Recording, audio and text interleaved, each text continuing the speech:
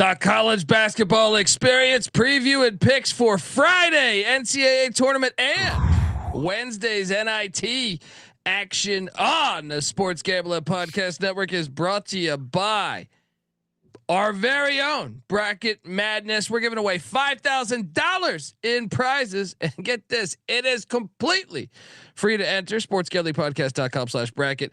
Hop on over there, and remember, as always, to let it ride.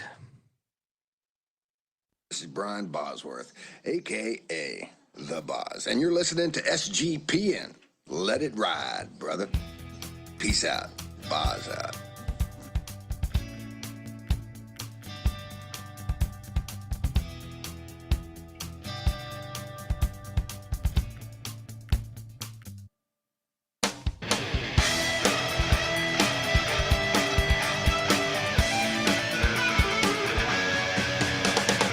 Yes, yes, yes. Woo!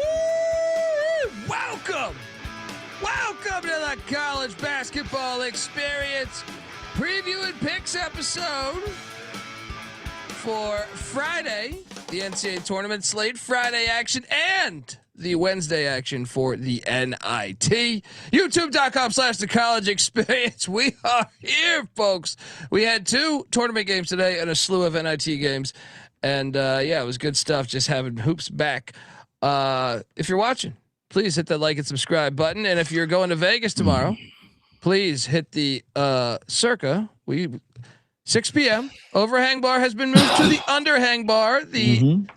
So 6 o'clock p.m. we will be buying you drinks. Come on out. We are here. This is March. If you're wondering who the hell you're listening to, my name is Colby Swinging Database Dan, aka Pick Dundee. That's not a pick. This is a pick. He was raised in the land down under, where a man thinks on his feet, speaks with his fists, and lives by his wits. When Dundee happened, he was a superstar. And you're nothing but a chameleon, lemon-headed, coward, terrorist pussy. And I'm after you, buddy. You're gonna pay for it. Good night. Happy St. Patty's. We got Hoosiers on too. The game just went right on to Hoosiers afterwards. It's just keeping it basketball all day. I am joined by my co-host, who is also the host of the College Football Experience, and he's also been hanging out at Mountain Mama since 6 a.m. probably. How many green? Hey, bet detective. How many green Coors Lights has Mac had today? Yeah, he has a dangerous level of food dye in his liver right now. God. Give it up for former staffer at Austin Peay with the Governors, South Carolina with the Gamecocks, and West Virginia with the Mountaineers, Ryan McIntyre, a.k.a. Molly Line. Mac, how are you, buddy? What's up, man? Yes, happy St. Patrick's Day. Moneyline McIntosh loves this holiday. He's Irish, he's Scottish. This is my kind of holiday. Vegas in, 4 hours? Let's go. Cheers. Wow. I feel so sorry. I feel so sorry for the poor bastard that's going to have to sit next to him on the plane. Hey, you want a cocktail? Come on, get him a cocktail. Let me tell you about first half unders. Sir, I'm just trying to get my connection. I'm going to San Francisco. Look, we are joined by third man in the booth. He's the host of the College Baseball Experience. Give it up for the great Noah Bieniek. How are you, buddy? What's going on, guys? Yeah, Vegas in 6 hours for me. I'll see you guys out there on very little sleep. But also the other thing, I mean, if we're keeping this correcting Colby thing going at the very beginning of the podcast, I mean, guys, on the Eastern time zone, we are no longer recording on St. Patrick's Day, so it is March 18th. Ooh. Yeah, well, that was very necessary. Do that, man. Do that, man. Yeah, he's terrible. I just gotta keep it going now.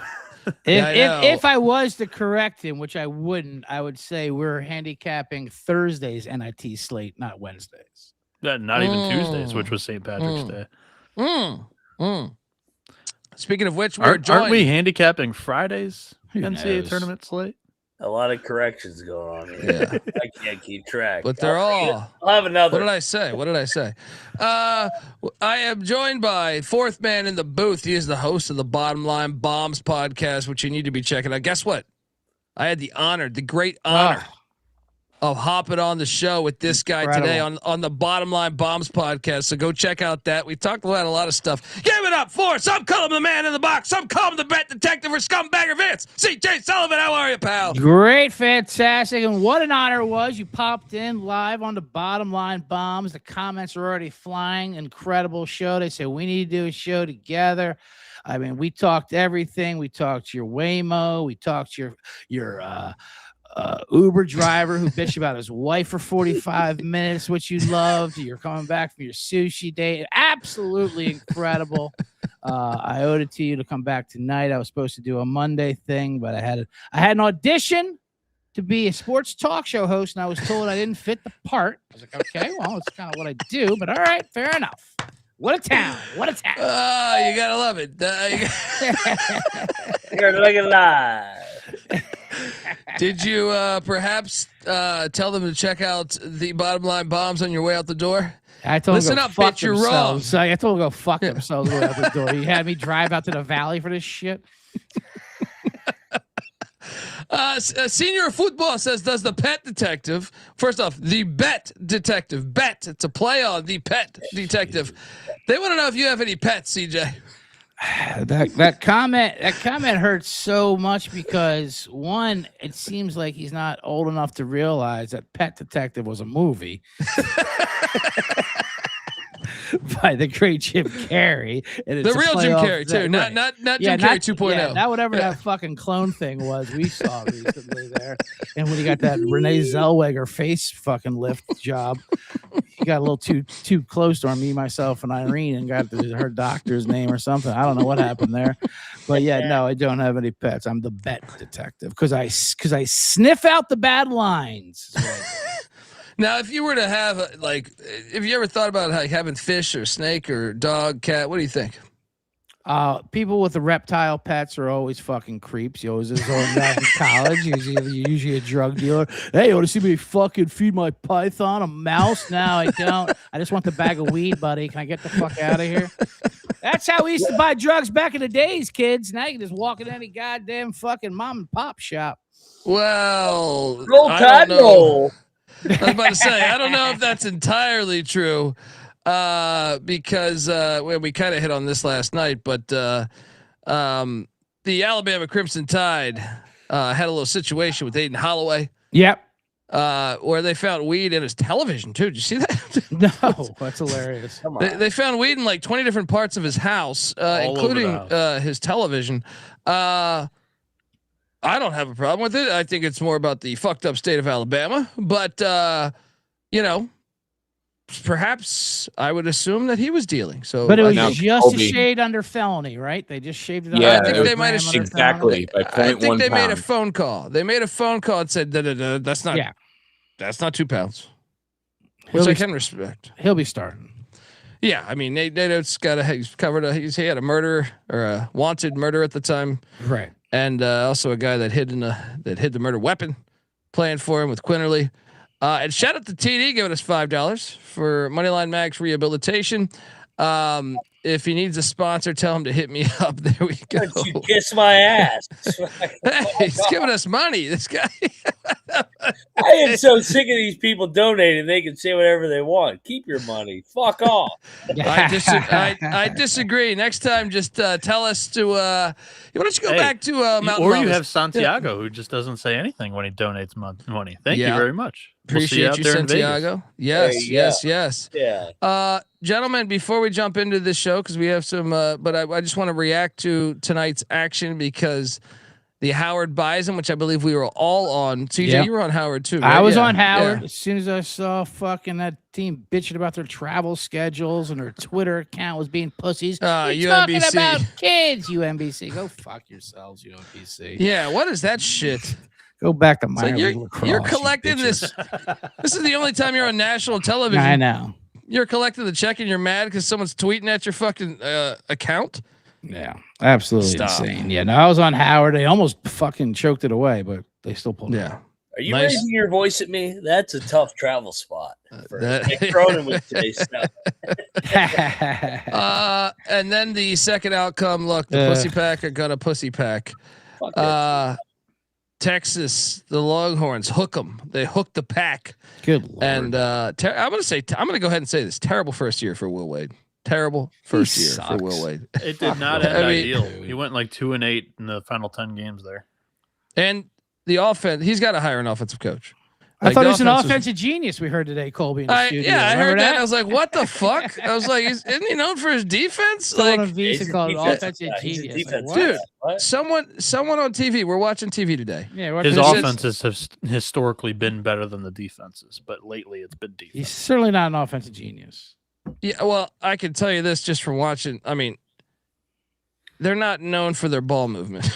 Right. Yeah, an offensive genius did not, hire a point guard in the transfer portal this offseason. So I will say both teams were trying. I mean, NC State was bad, but then Texas. I mean, every time, just inbounding into the corner and getting doubled every time. What are you doing? Getting trapped into the fucking corner. They granted him that bullshit timeout when he kicked it out of bounds. Yeah, Then they do it yeah. again. They turn it over. You got the Listen- coach running on the goddamn court. I mean, call that technical. You have dude, to did call you that see technical. Sean Miller try to Yeah. scream at that guy? Should have been running two on the technicals. court? He I choked mean, he him was and got him out already of in. there. He was already in the paint, dude. He was in the paint. He was at the free throw line for fuck's sakes. Yeah. And the play's going on. He's lucky the ref stopped it to review the time or whatever it was. Yeah, I think They that was added Texas. 0.1 of a second. NC State player should have just ran right into him. And fucking choked him up. Yeah. They gotta. I mean, but as much That's as a I want to joke. say, That should have been a two. I do. I think so too. But let's be honest. Texas was the better team today.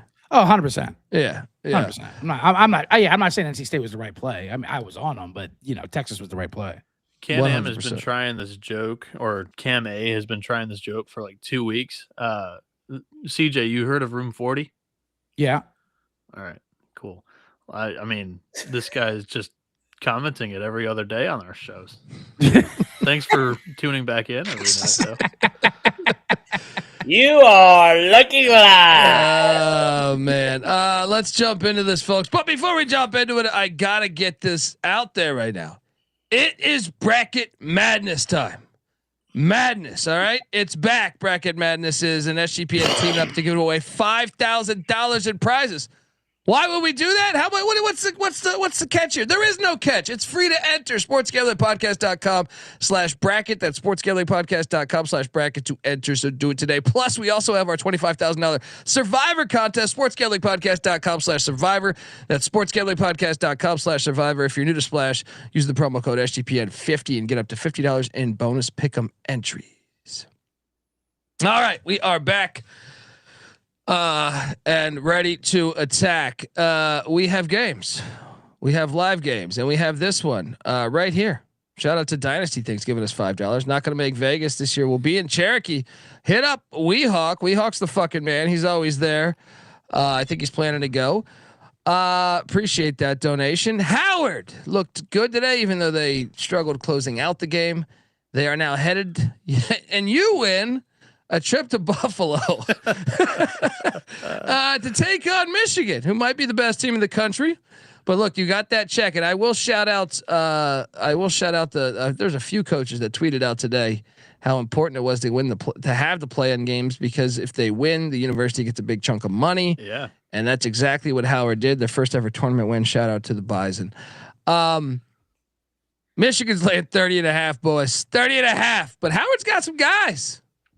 Howard's got some guys. A little concerned about the height, but I think Mac, am I crazy? This line's a little steep. I think Howard can keep this right around 20, 25.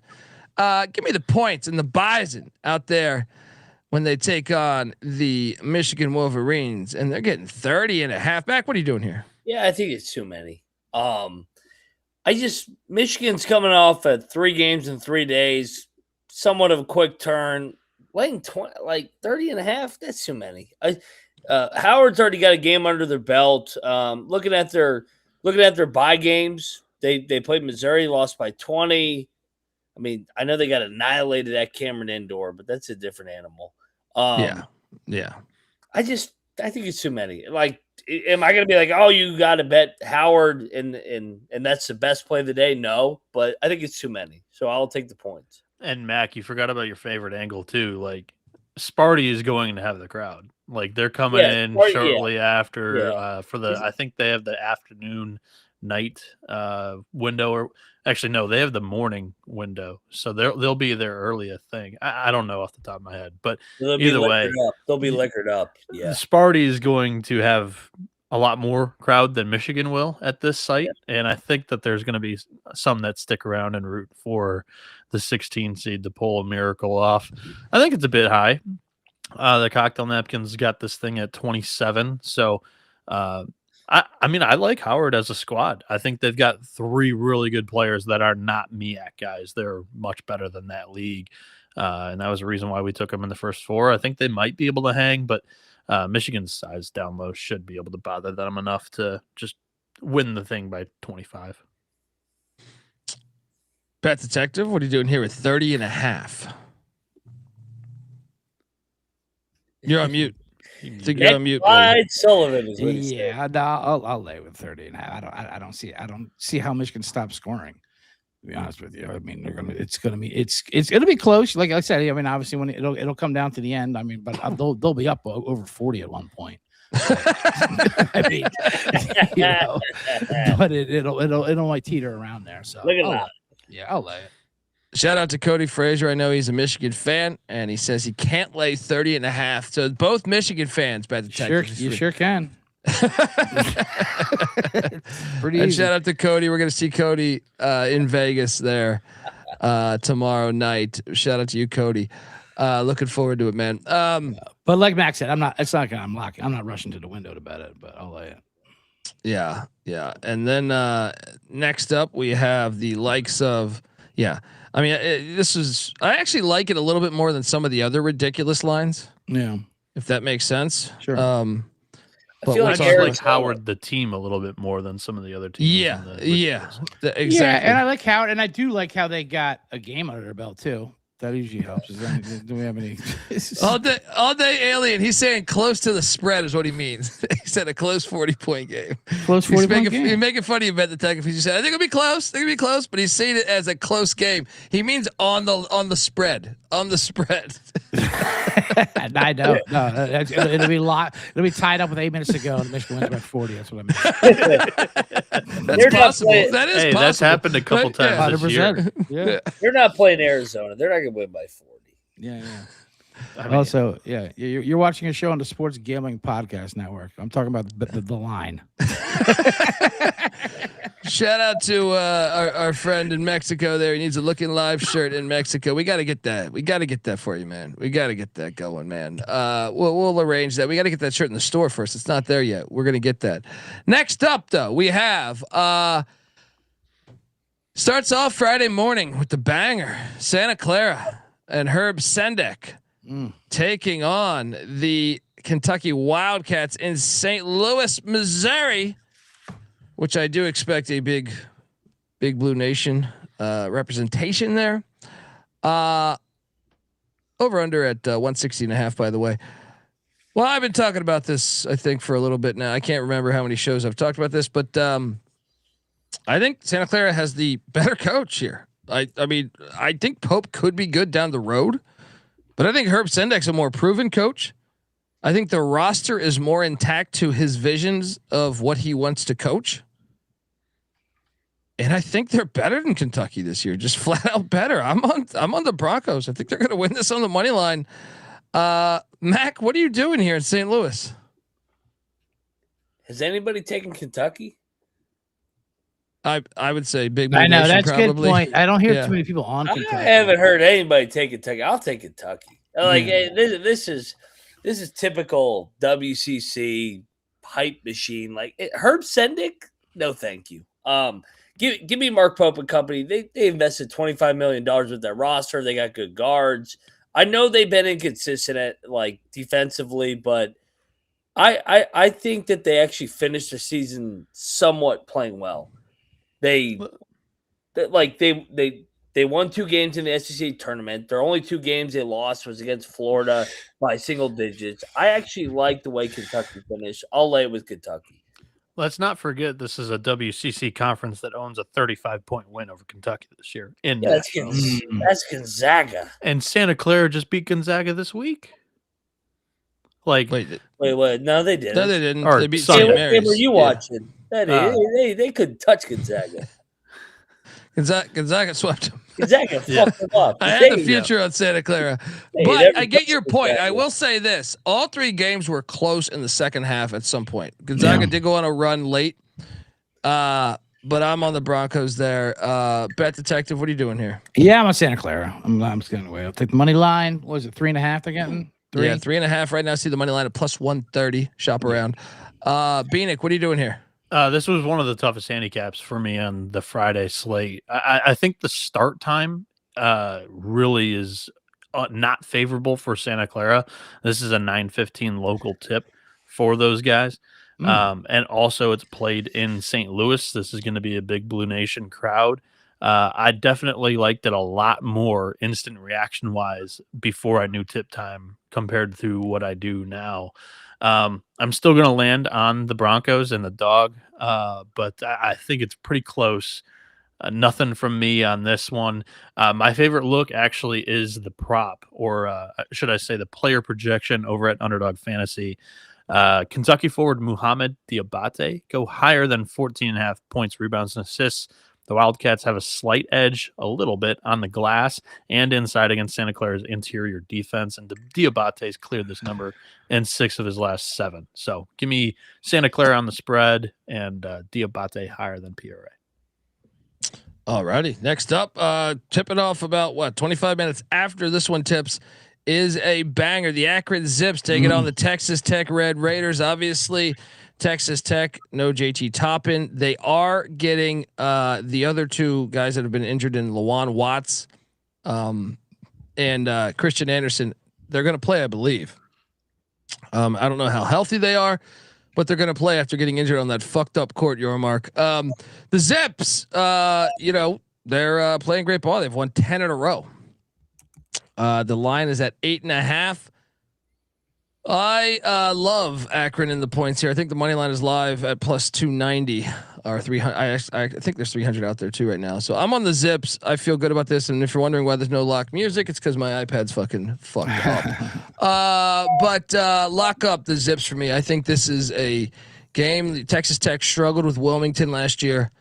I question the health of Texas Tech. Their rotation I think is incredibly short, and I think Akron is getting a bad rap. Everyone says, they can't win in the tournament. We'll see. They knocked on the door. Okay, they got blown out the last 2, but 3 games ago, I thought they should have beat UCLA. Mac, what are you doing here in Tampa? Well, and also Gross has won NCAA tournaments twice, 2 different times at Ohio U. So he's won NCAA tournaments in the MAC before. I'm sick of the MAC slander. It fucking is pissing me the fuck off. Now with that said, Akron I'm going to go Big 12. Akron is fucking very popular. I think Texas Tech's going to win the game. I think they're going to grind this thing out. Typical Grant McCaslin. But I like Akron in the points. I can't see Texas Tech blowing them out because I think Akron's too good at the guard position, too good with the bigs. I'm not going to call for the money line, but I will bet Akron plus the 8.5. I think that's too many. I think this is a grinder of a game early in the day. But I'll be rooting for Akron. I'll root against the Big 12 here. Let's go Maction. I am the face of MAC. You know that, right? I mean, they tweeted me and Tailgate. Did you just say you're the face of Grinder? I'm the face of Maction. Bet Detective, what are you doing here I'm in the face Tampa? of Grinder too. No, I mean I know it's a popular play for a reason. 8.5 is way too much. I'll sprinkle on the money line as well. I mean Akron's style team, like you said. I mean Tobin, it's all caught up with Texas Tech for a little bit. So this is just a prime upset, but 8.5 is way too much. I'm locking up Akron. Let's go. Double lock on the Zips. Triple, I think. Mac, you feel good about this one? You gonna bet this? Yeah, I'm gonna bet Akron. Yeah. I'm gonna bet the MAC. I'm moneyline Maction. There you go. Bieniek, what are you doing here in Tampa, Florida? I don't love this game either, but I'm actually going the other way. Give me Texas Tech. I know they've lost 3 in a row coming into here, but I just think that you might get like a re-motivated group, hopefully. And this is still a team without JT Toppin. They went on the road in Hilton and beat Iowa State. Like I can't get that out of my head. So when everybody says like all the injuries and whatnot, like I've seen them go and knock off one of the best teams in the country with the injuries. First half under is my favorite play here. I really don't love Texas Tech laying the number. Don't really have over or under favorite. And even the player projection here at Underdog Fantasy, I'll go with Akron forward Evan Mahaffey, lower than 11.5 points. He averages just 10 points a game. This projection's 4 in one of those last 5 games. So I'll go with the trend there, but it's not one of my favorites. There we go. Make sure once again, Underdog Fantasy promo code TCESGPN. All right, next up, that jumps over to the third game, the kick that tips off. And you guys want to get rich? Why is this slide not moving for me? The fucking Long Island Sharks. Somebody tweeted out this was the iced tea game, like Long Island iced Oh, tea this is a versus lock. Arizona iced This is tea. a lock. I love that matchup. The Sharks are in San Diego where they normally hang out. And they're taking on the fucking Arizona Wildcats and Tommy Lloyd. All I know is we're hard-working, tax-paying people like you, and we don't take shit from nobody. You got that, asshole? Ask me. The fucking union, it works for you. The spread is 30.5. Unbelievable disrespect to the Long Island Sharks, which have elite guard play in Malachi Davis, of course, and in Jamal Fuller. And, well, Sharks are always biting when they're by the fucking Pacific Ocean. And meanwhile, Tommy Lloyd, he's a pile of shit. All right. He can't coach a goddamn. I've lost so much money on this scumbag fuck. All right. The Sharks are a lock. Rod Strickland's going to out-coach him. He's going to outclass him. And the Sharks are going to cover the 30.5. Lock it up.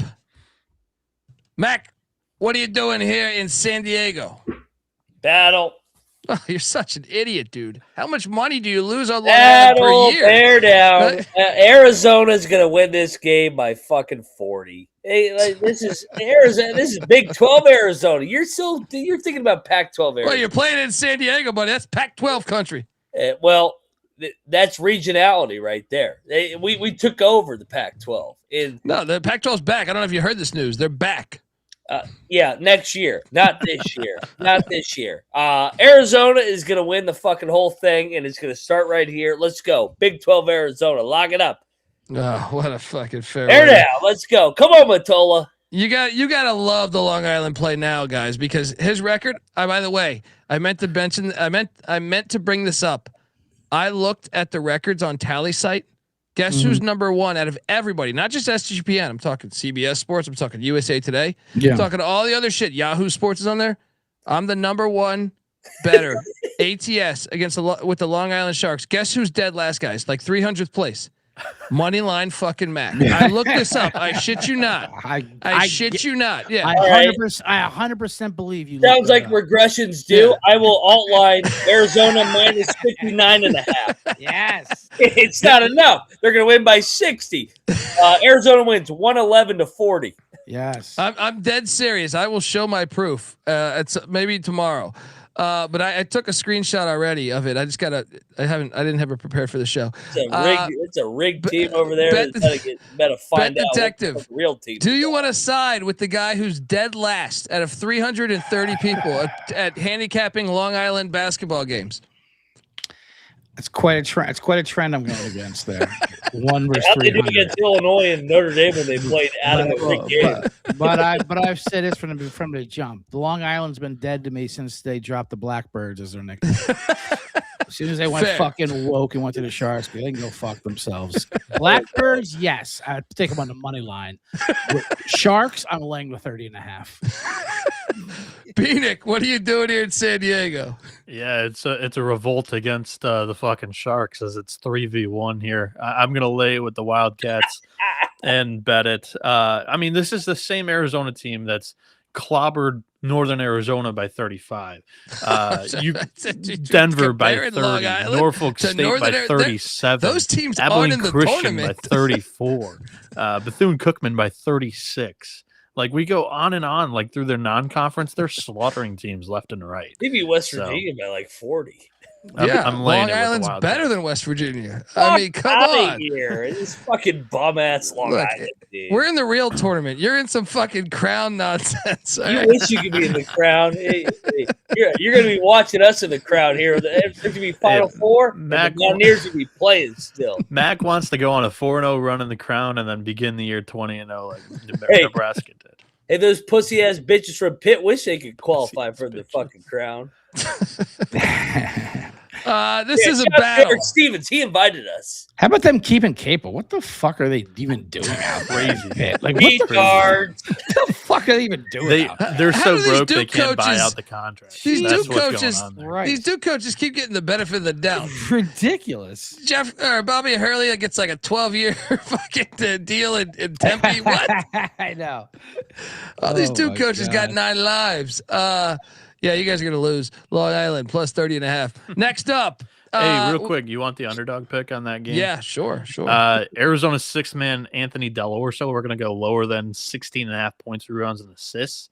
So he's a stretch big that's averaging 13 PRA on the season. And if there's one thing that your Sharks do well, Colby, it's defending the perimeter with the athletes. This projection's 6-1 in Delorso's last 7 games, and I just don't see Delorso getting schemed up many opportunities for 3 balls. So lower than. There we go. I like that. Shocks are swimming, baby. Next up, we have Wright State and Virginia. Virginia laying 18 points, and that is too many fucking points. I will take Wright State, and I will bet this with the 18 points. McIntyre, what are you doing here in Philadelphia, Pennsylvania? Oh, I like my Wright State Raiders, man. Saw them in person, win the fucking Horizon League. I think 18's too many. Virginia, they've overachieved this year, but I think they're a little bit fool's gold. I think they're still a little bit fool's gold. So yeah, give me Wright State. I like those guards. I think they can not be rattled by the ball pressure. Give me Wright State to cover the number. Not calling for. Let's the money. go, buddy. I'm not calling for money line either. I think Virginia wins by like 11 or 12. Right, so Wright State stays within that number. Bet detective in Philadelphia. What are you doing here? Yeah, it's one of my favorite plays here. Not live on the money line, but I love 18 here with Wright State. I mean, this is so you're selling so high in Virginia right now. I mean, they've been hot. Give them that. I mean, but the way they fire their way into what are they, a 3 seed? Is this a 3-14?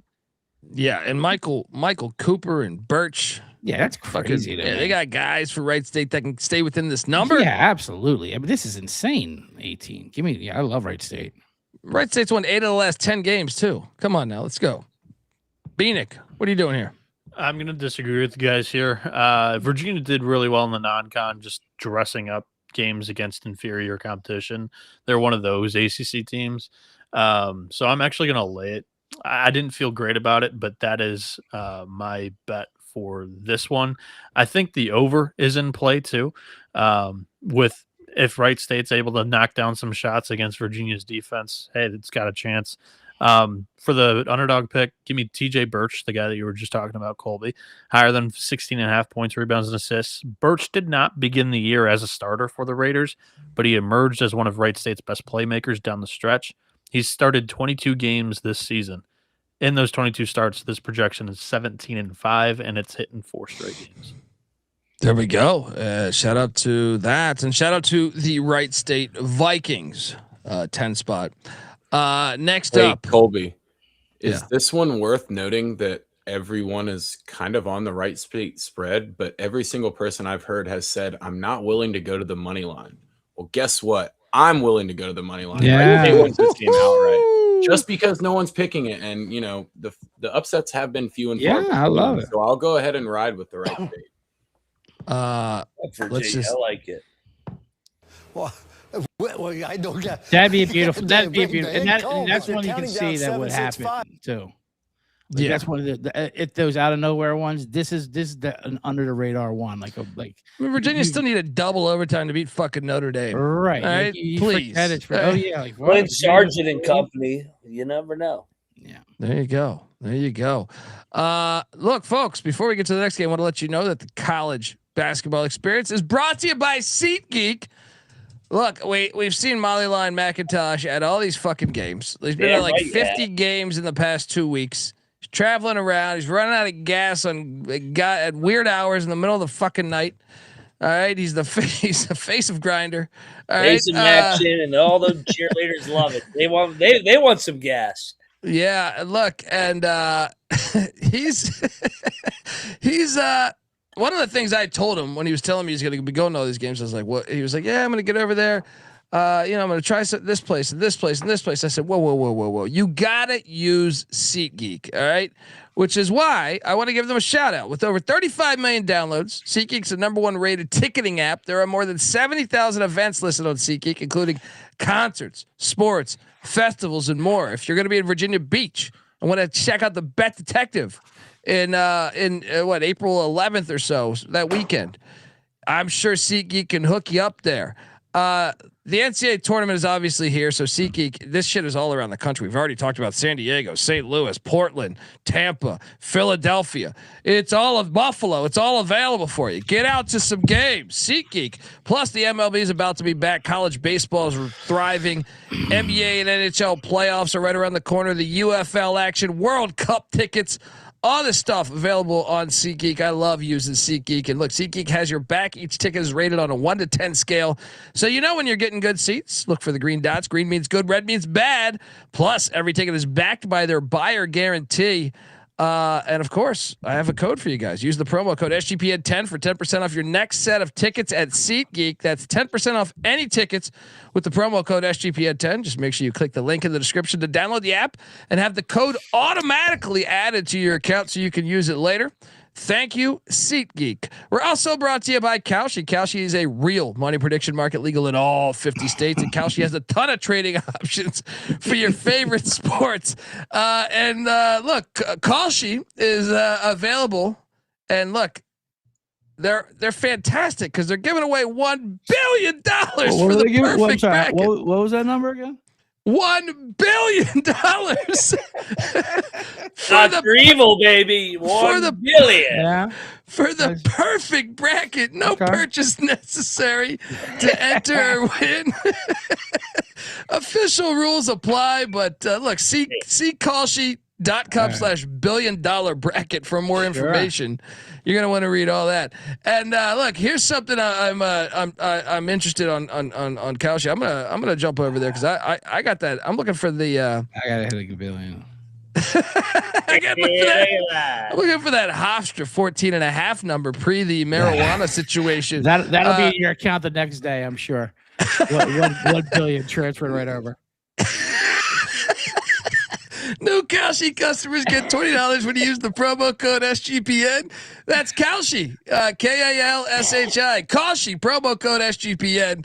And we're also brought to you by Underdog Fantasy. Bieniek has already been firing away. For each game, he's giving you an Underdog Fantasy play, and they have pick 'em for almost every single sport. Look, Underdogs just increased their payouts. 2 pick entries now at 3.5 times. 3 pick entries now at 6.5 times. Underdogs got a brand new offer for new customers as well. Play $5, get $50 in bonus funds when you sign up with our promo code. That is TCESGPN. So do that and let it ride. To do a perfect bracket, that's going 63-0. It's a 63 team money line parlay, basically. Which, I'm not saying it's impossible. But and I asked on the main show, let's say you get to the championship game at 62-0. $1 billion. Are we hedging for $500 million? Are we pulling out $500 million and saying, hey, listen, bank, I know I have no credit with you, but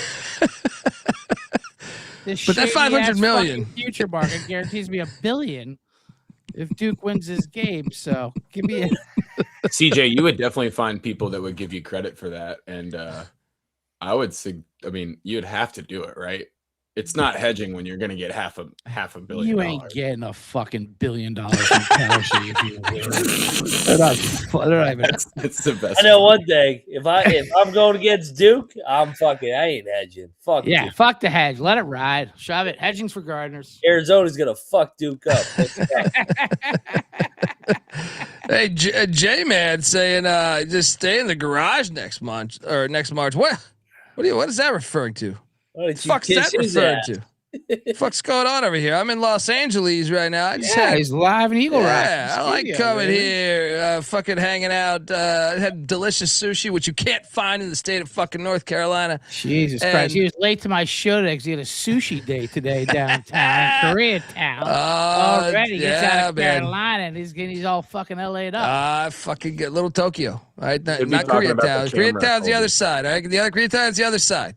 All right. Little Tokyo. I go to Little Tokyo. I know the spots, Bet Detective. We gotta one of these days. I'll let you know. You're probably going to this Hollywood bullshit. What are you doing? What are you doing over there by your house? Go to that goddamn. What's it? What is that? Katana?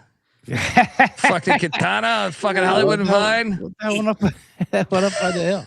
And shout out to Silver Bull for that tip. And if you think I'm being called Craig Stadler as an insult, you have me fucked up because the walrus is the man.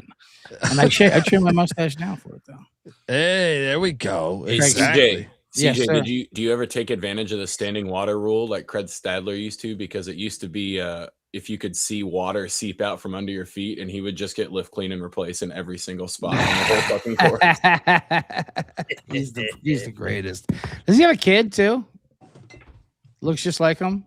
Yeah, I think it's Kevin Stadler. Yeah, Kevin Stadler. The standing water rule also applied to him, if you were wondering. So what is it? It was lift clean if there was water coming out of your feet. Yeah, if you were standing heavy enough somewhere that the water seeped out around your feet, the old rule was considered lift, clean, and replace. So Craig Stadler was just hitting clean lies nonstop. Amazing. He's the best. By the way, pouring a nice, delicious glass of Tullamore Dew Irish whiskey for St. Patty's, and they sent us this here. Shout out to Tullamore Dew. It is the greatest whiskey on planet Earth. Colby. What's that? Hold it up again. There we go. Tullamore Dew. Look, they sent us this. They were kind enough to send us this to celebrate St. Patty's Day in style. So shout out to Tullamore Dew. Not lying. When I was in Ireland, I bought a shirt with their slogan on it. Didn't even know what I was doing when I was a kid. Throw away your pills. It'll cure all ills. Be you pagan, Christian, or Jew. Tullamore Dew. Oh man! So that's a slogan. Now that's a slogan. What year was this? That's some spoken word. That's some spoken. Yeah. You know, you've been to Ireland. 1987. But to say, you walk into every fucking bar in Ireland, you're not going to find TVs. You're going to see some poet rattling off some shit like that. Yeah, that is fire. Yeah. So shout out to Silver Bullet who gave us $20, and then Bill Russo coming in with 10. Yeah, absolutely. You know, when I'm at Circa, y'all will know when I'm at Circa when the Circus by Britney Spears starts playing. For some reason, every time I walk into Circa, that song is playing. I will say this, and I love Circa, great casino, the best casino in Las Vegas, but yeah, they do not tone down the fucking up-tempo house music and shit, no matter what time it is. Like 7 a.m. All right, Jesus, I just want a coffee at Jackpots. Can you turn down DJ Tiesto right now? I had Twain's blasted. Man, I feel like a woman. Well, I'm about to say, Mollyline Max says he's ready. He's got the sunglasses already. Let's go. I'm already there. You just don't know it yet. Let's go. And let's jump to the next game because we have to talk. Tennessee State getting a ridiculous 24.5 against the Cyclones, who have been known to collapse like a lawn chair in this tournament. 24.5 is too much, guys. I mean, who the fuck does Iowa State think they are? They played Lipscomb last year. It was what, 27, 26? Lipscomb doesn't have any athletes. Tennessee State has athletes. I'm all over Tennessee State plus 24.5. I've already bet this. McIntyre, what are you doing here? Yeah, I'll battle you. Tennessee State, I watched them in person. They can't make a jump shot. They just played the OVC title game, and they made every jump shot in that game. They're not going to make any shots against Iowa What do you State. mean they can't make a jump shot? They're top 15 in the country. Or shoot, I'm looking at Iowa State. Sorry. Dude, look at Tennessee State's numbers, Bieniek. Get that I was looking at the number wrong and team. shove it up your ass. I talked to their I know their staff well. They're like, they couldn't believe the way they shot it in that OVC title game. They're going to get blown the fuck out. So wait. They beat Lipscomb by 27. Lipscomb They're has lose 0. By 40. Lipscomb has 0 athletes, right? I think Tennessee State has the athletes to. That's what I'm saying. Keep up with Iowa State. They beat South Dakota State in the first round by 17 the year prior, right? I'm just looking for the proof that I mean, like Dante Harris has been in college for like 30 years. He was a former Power 5 point guard. Right. Iowa State just got done playing against Arizona. You think they're going to be scared of fucking Tennessee State? Iowa State should be scared of anybody in the tournament. They're a fucking pretender each and every fucking year. Each and every fucking year, they're a pretender. Look, go back to the game before. They scored 41 points against Pitt on True TV. That is a true fucking story right there. I know this because I was in Vegas with a large wager on Iowa State. They beat Lipscomb by 27. He's mentioned it 3 times. What did they do the year before against South Dakota State? They won by I just mentioned this. What the fuck are you talking about? They won by 17. That would easily cover 24.5. They're going to destroy Tennessee State. And South Dakota State had a bunch of whites, right? Lipscomb had a bunch of whites. Tennessee State's got some dogs. Tennessee State's going to score 36 points. They got some whites. I love that. White, black. All right, the blacks are going to score 36. They ain't going to be able to make a shot. You're crazy. Be able to make a shot. Dante Harris, a Power 5 starting fucking point guard at one point. He's getting ready to learn Tame and Lipsy. Like he's gonna get fucked up. Come on, man. Bet Detective, what are you doing here in St. Louis? You're gonna get blown the fuck out. Could happen, but I'm taking the 25 with Tennessee State here. Yeah. I got these Cyclones going deep in this tournament. But You're gonna go to the Final Four. Yeah. Shout out to Clara. Tennessee State's point guard is a former Big East tournament MVP. Yeah, I rest my fucking case. There you go. That's a mid-major league. Yeah, give me Tennessee State here plus 25. Yeah, I agree with CJ and Colby. Like they've already talked about the point enough, but like they start 4 seniors, they start 5 upperclassmen. Like this is an old athletic team that, if you put pressure on Iowa State, see what happens. Like I know Tennessee State lost by 29 to the Vols, and the Vols and Iowa State are very similar. I always rip on Iowa State for scheduling tomato cans in the non-conference in November, and they just blow them out. But I'll test my luck. I'll press my luck here with the Tigers. And this team can't shoot. They just made fucking 15 threes in the first half. They're not going to make a shot against Iowa State. So Matt, blow the fuck out. Well, if you want to talk about can't shoot, how about Iowa State's 342nd from the free throw line? They don't need to shoot free throws. They're just going to shoot layups. Whatever fits your fucking narrative. Whatever fits your fucking narrative. Shout out to King Jackoff, who says, am I rooting for the whites or the blacks? Well, you can root for whoever. We're all people. But I would say, what did Leslie Nielsen say, Naked Gun? When it comes to boxing, never bet on the white guy. Whites from the stripes, blacks to the rack. How about Mom? How about Mom Chilovich though? The other day when I shouted out last time I was on the show, I said he's gonna be the best guy on the court in that amazing Iowa State Arizona game. And they went back and forth, but what he hit 8 threes in that game. Yeah, he was on fire that game. He was on fire. He's so good. So the one matchup that I will circle for Tennessee State is, the defense has played much better down the stretch of the season, and they're top 25 in creating turnovers. So give me Joshua Jefferson higher than 2.5 turnovers. Yes, he's a big man for Iowa State, but Tennessee State's got the size and athletes to give the clones some fits.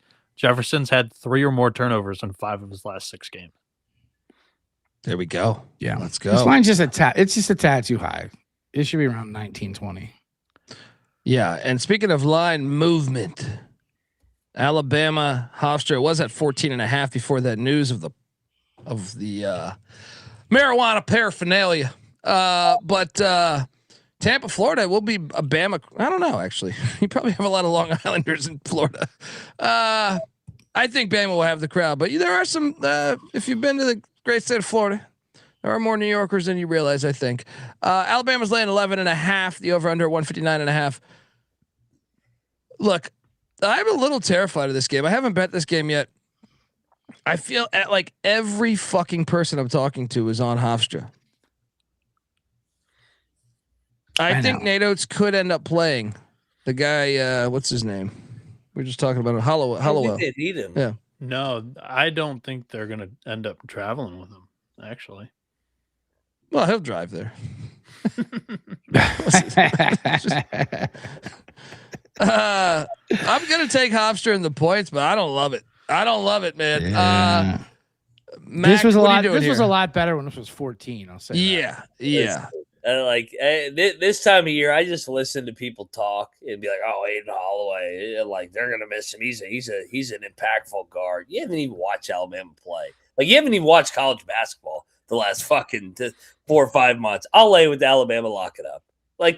Yeah. You think Alabama don't need him against Hofstra? Well, my thing is this: like Nate Oates, scumbag and all, he always recruits talented dudes. So like the next guys deeper on that bench that we haven't seen much of this year, they're probably pretty nasty.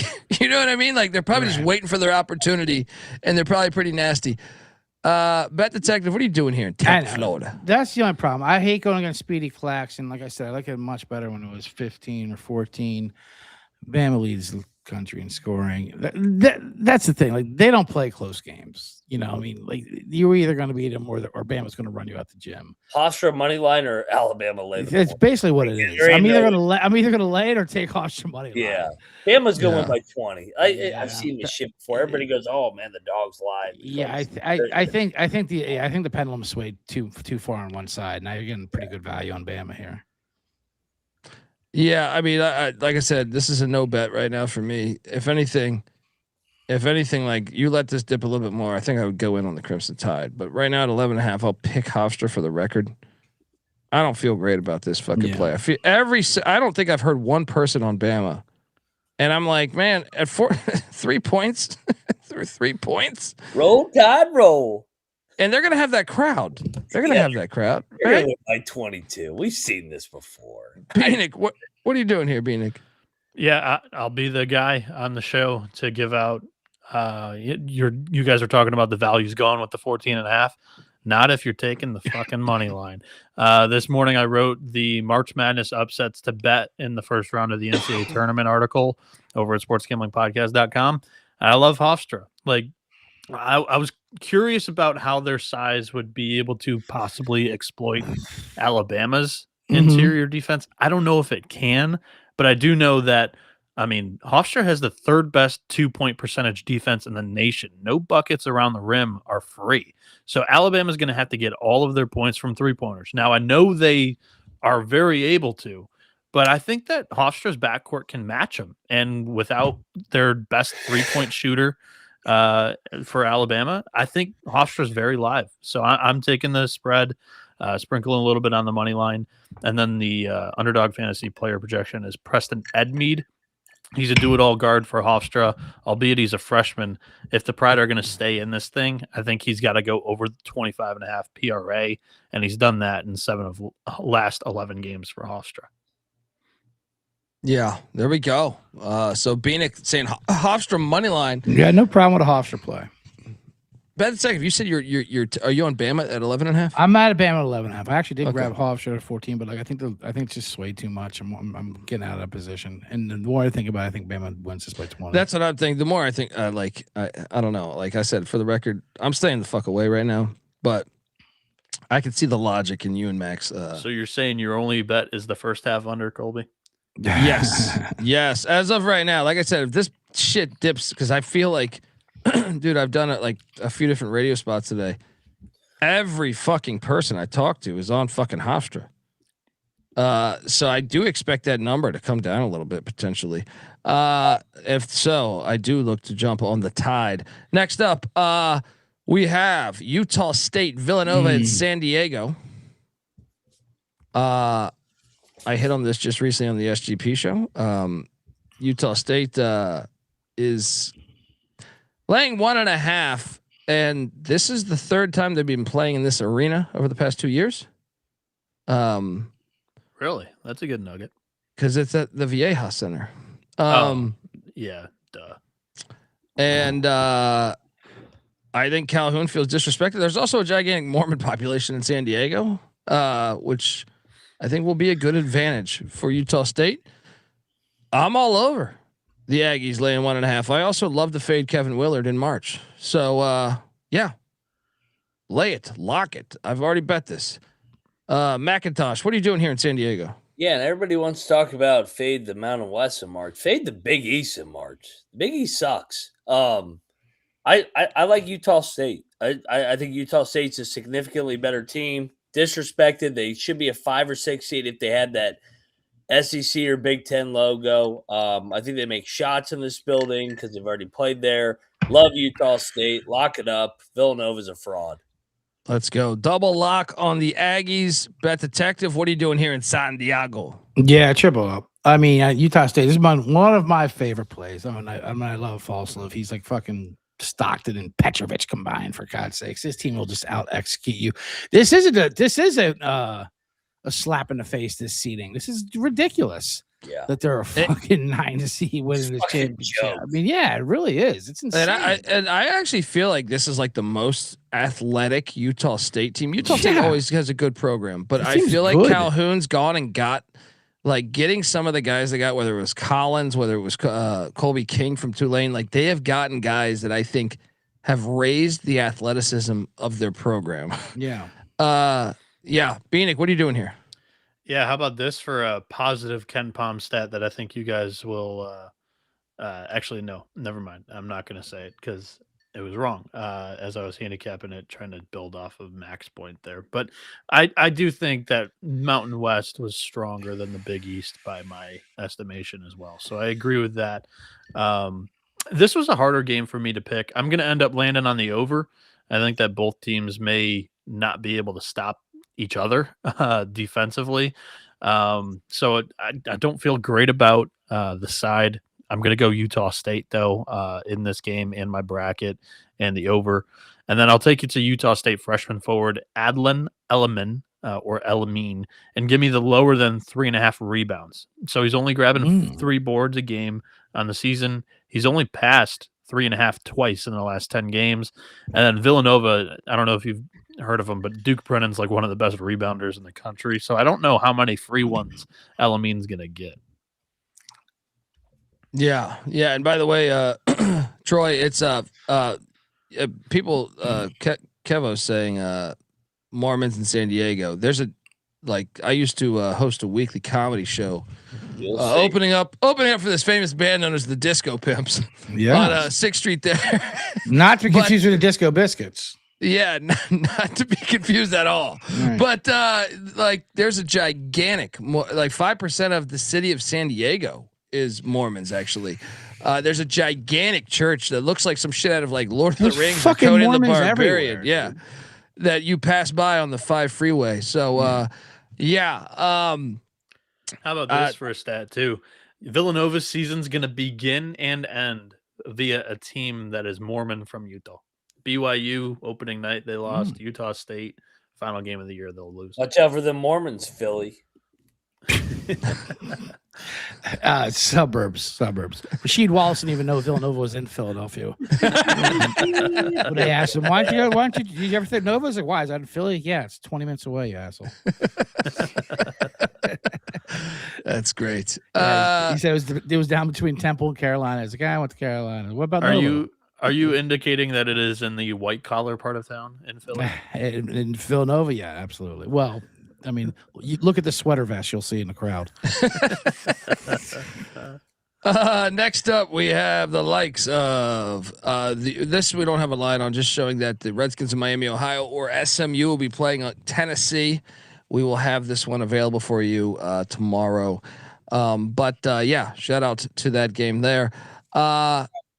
We then have Iowa, Clemson, and Tampa, Florida. I'm kind of fascinated by this game. I like rock fights, and this is the definition of a rock fight, I think. So you have, your total is at 128. That should answer it right there for you. Yeah. But what a hilarious total. Iowa is second to last in the country, or I'm sorry, third to last in the country in pace. Well, in that 363rd, Clemson's at 333rd. Clemson's also without Welling, their big man, or they're one of their forwards. But starting center. Thought he played power forward. No, believe he was the 5. Okay, I stand corrected. But I'm all over Iowa, whether he was playing or not. I just like McCollum in these tournaments. I think McCollum's an elite coach. Going back to that Michigan game, I thought they had no business being on the same court talent wise. And I'm like, the fact it was even remarkably close. No. I think there's a big edge for Iowa here. I'm laying the 2.5. I've already bet this one. Mac, what are you doing here in Tampa? Yeah, I'll lay it with Iowa. A little worried they could get backdoored just because I think this is going to be a grinder of a game. Yeah. But I think Sturts and company, they make enough shots to make their free throws. I think Iowa wins by 5 or 6. Bet detective? This is the perfect 9-8 bullshit fucking game. It really is. No doubt. I know it really is. So I mean, obviously, my initial is Iowa, but I think you're right, Mac. I think it's gonna be a grinder. So I'll just take the 2.5 and fucking move forward. Give me Clemson. Fuck it. He's going. They will have the crowd probably. But I'm on the record. I hate this game. Is that because your ex is from the great state of Iowa, or is that? No, not at all. I just hate this fucking game. Why is this even in my bracket? Why is this in my tournament? Get them both out of here. I'd much rather have a San Diego State be in there or something. These weren't even bubble teams. I know, but I just hate looking at this game. Bieniek, what are you doing here? So I'll start off with actually my underdog pick because it's one of my favorites. It's Iowa wing Tavian Banks. We're going to go lower than 17.5 points, rebounds, and assists. On the season, Banks only averages 16.5, and then add in the fact that this pace is going to be slower than molasses between the two teams, and then Banks doesn't get many chances to create his own shot because Bennett starts as ball dominant. And then also Clemson's the top 15 defensive rebounding team. So I think Banks goes lower than 17.5 PRA. But speaking of Bennett Sturts, like in a slow game, I trust him a whole lot more than anything Clemson's got. Exactly. And then also Ben McCollum's a really good tournament coach. Like he was doing the damn thing in D2, won his first tournament game last year against Missouri. So yeah, I love Iowa laying the 1, lock that up, and then give me the Banks player projection in the final entry that we'll do at the end of the show. There we go. Let's jump to the next game, which is Northern Iowa. The Panthers. Shout out to the great Rob Donaldson. He projected them to be here. And shout out to Silver Bullet for giving us $10. She spends $15 million in insurance for $1 billion payoff. You're still not paying off the fucking Venezuelan president snatch fucking Kalshi. These sons of bitches. They're like, it wasn't an infiltration. What were they hover him out of there? What are they talking about? I mean, but they're good people. Next good up, people. I know they're so lost. I talk shit because they sponsor everyone. They sponsor Good Morning America. There's no chance they're listening to this. Yeah, absolutely not. All right. Yeah, people on both sides.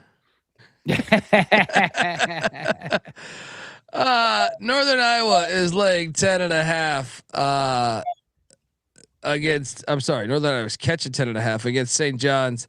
There in San Diego. Look, Donaldson, you're my guy. I'm looking forward to having a few cocktails with you out there at the Circa tomorrow night. Shout out to Rob Donaldson. Check out his page, Rob Donaldson Bets. But I just think it's a bad matchup. I'm locking up St. John's laying 10.5. I already bet this. We're in. McIntyre, what are you doing here? I like the matchup for Northern Iowa. Really? I don't think they're going to get sped up. No, I don't think they need to get sped up. I just think it's almost like the St. Mary's Houston round 2 shit. I don't think that blends good when you have a team that is kind of does what Northern Iowa does good. Yeah. What has St. John's done other than just beat the Big East teams? I think this is the most overrated team in America. Woo! They got a guy named Rick Pitino. Yeah, he also got bounced by fucking Calipari in year 1 at Arkansas last year. Okay, he's still a national champion winning coach. I mean, like, he's a great, like, don't get me wrong. That's not a diss. He's a great coach, but Ben Jacobson's beaten Bill Self in the NCAA tournament in round of the 32. He's beaten Texas. Like, Northern Iowa's been here, done that. I think St. John's overrated. I think Northern Iowa lock it up, and Northern Iowa is going to beat St. John's outright. You're getting silly. Too much green beer. Too much beer. That Big East conference is way overrated. Cut this guy off. Cut this fucking guy off. Why is the line 10? Why is it at 20? What do you mean? It's a 512. Yeah. Where's a 20.512? What are you talking about? This is the lowest 512. You're acting like this is a crazy upset call. This is the lowest 512 line. I'm just saying, historically, 512s are like 10.5 is actually large historically for a 512. I'm with Mac. Why I do believe St. John's are overrated. Way overrated. They cannot shoot the ball, and that will. They are overrated. I agree, but not for facing Northern Iowa. And that's what I'm saying. I'm still laying it here. I think it won't matter here. They're going to get off this plane furious that they have to travel to San Diego first of all, and they're going to smash them on the glass. Like you said, they do everything Northern Iowa does, but with just better athletes. I don't think it catches up to them here. It does catch up to them eventually here. I mean, down the road, but I'll lay the 10.5 here with St. John's. Yeah, so we got a battle so far. Bieniek, what side you on? So I'm gonna side with Mac slightly. Don't necessarily agree with the overrated part of it, but I do think that Northern Iowa could be able to give the backcourt of St. John's some issues, and the backcourt is not necessarily the Johnny's strength. So I'm gonna take you to another one of my favorite underdog fantasy picks. That's St. John's point guard Dylan Darling, lower than 9.5 points. Darling has crossed this number just 9 times in the Johnny's 32 games. Add in Northern Iowa's very stingy perimeter defense. I struggle seeing Darling racking up points rather than at the free throw line. That's the only way. So overall, like, I think these two teams, both of their strengths are the exact same. I understand Colby's point. Like, typically the better. I think it's a horrible matchup for Northern Iowa. I think in the same matchup, like, it favors the better, more talented team. I'm actually just going to go with the under. The cocktail napkin makes this a really nice pick for the under here. So I like the matchup. I like the matchup for Northern Iowa. No, St. John's can't shoot. Well, how about this? They're going to pack it in. They're going to pack it in like Northern Iowa always does, and dare St. John's to make shots. If St. John's shoots, if St. John's makes 12 threes, then I tip my cap. I don't think either team can shoot, and that's why the under's so great. Yeah. Well, no, both teams miss, and you know what helps? Having a top 50 rebounding team compared to the 334th rebounding team, and that is Northern Iowa. That's why I like it. They're going to pound them on the glass. Northern Iowa does not offensive rebound. They're actually top 25 in defensive rebound. Yeah, overall for rebounding, they're 334th. Well, yeah, because they're factoring in that they just don't even. They're not going to allow St. John's to get out in transition. That's against a Valley schedule. Yeah, I totally agree. But they're top 25 in defensive rebounding. Okay. Like, they're not going to allow St. John's to get out in transition because they're not going to overexpose themselves going for offensive rebounds. I'm looking at their non-con schedule. They didn't play one fucking Power 5. Is just as impressive. Their non-con, I actually thought was kind of impressive. 3-point loss to Tulsa, who can run them out of the building. Wichita State went to overtime. 5-point loss to St. Mary's. That's a very similar style. That's not. They didn't. What I'm saying is they didn't play one Power 5 school.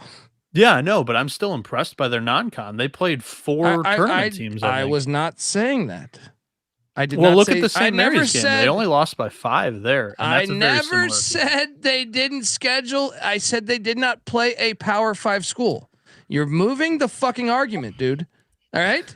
You're moving the fucking argument. I said 40 more slides to get to. Can we fucking take this to I hate when the argument gets twisted. The twist was that they haven't played a Power 5 school, which has obviously we're more running to the window athletes. To back with Miami, Ohio, because they haven't played a Power 5 school.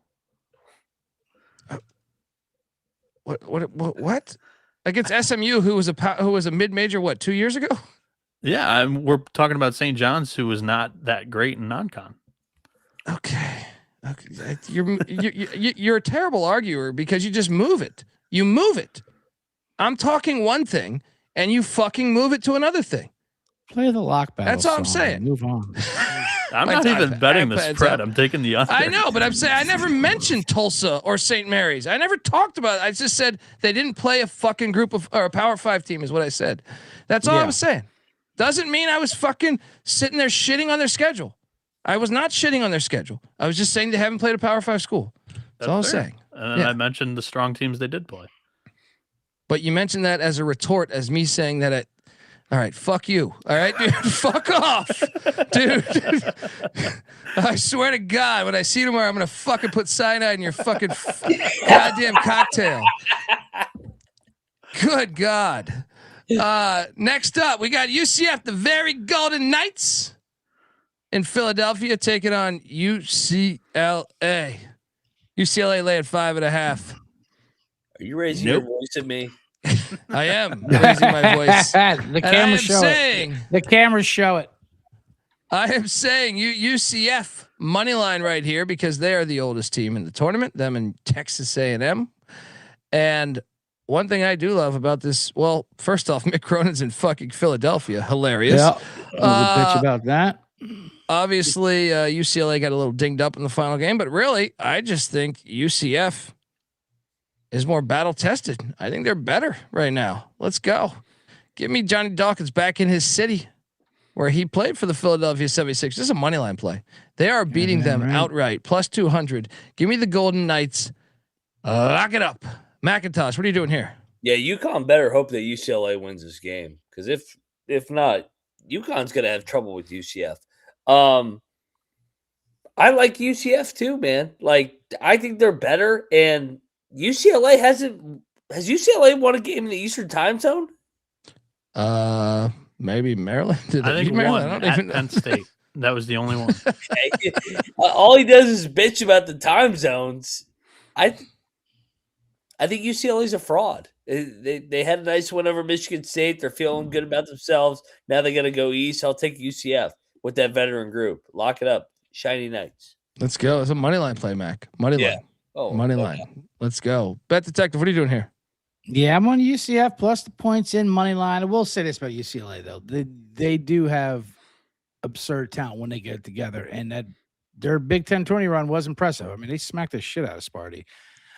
That being said, fuck Cronin going to Philadelphia on the road. I would have trusted what I saw all year. This UCLA team is absolutely a fraud. Yeah, give me UCF money line. Let's go. Hey, let's go. CJ, they got to go from Chicago back to LA, and then he's got to go to Philly. He's going to be so pissed. Wait till he sees the hotels in Philly. This ain't the Waldorf in Chicago, pal. He's going to be motherfucking He's like, I hate you. I hate you, Nick Foles. I hate you, Rocky. Yeah. Fuck. Bieniek, what are you doing here, man? So I struggle with both of these teams. UCLA, you guys already mentioned it with the injuries, so I won't harp on that too much. UCF really has not had any high-tier wins all year. Their best wins at home against Kansas, and Kansas has been all over the place the entire year. Great win, but UCLA would be their second best win on the schedule this year. Too. Okay, third best win on the schedule. Like that's my biggest thing with UCF. We've picked them in so many of these big spots that they should be more live than they have been because they had a terrible travel spot. Like coming to Orlando is tough for the Big 12 teams, and they knocked off 2. Like I thought they would have been a little bit better. Give me the so my bet is the under. I think that both teams may struggle to score here. UCF's size and athleticism might give UCLA some trouble. Plus UCLA might not be fully healthy. So under in this one. And then the underdog pick is Trent Perry. And we're going to go higher than 19.5 points, rebounds, and assists for him. It's 6-2 in their last 8 games. It went 3-0 in the Big Ten tournament. His role on this UCLA team has steadily increased throughout the season. And with the health of Tyler Bilodeau, but more importantly, Donovan Dent in question, he's going to have a big role in this game. Triple lock on UCF with the points. Bring on the money line.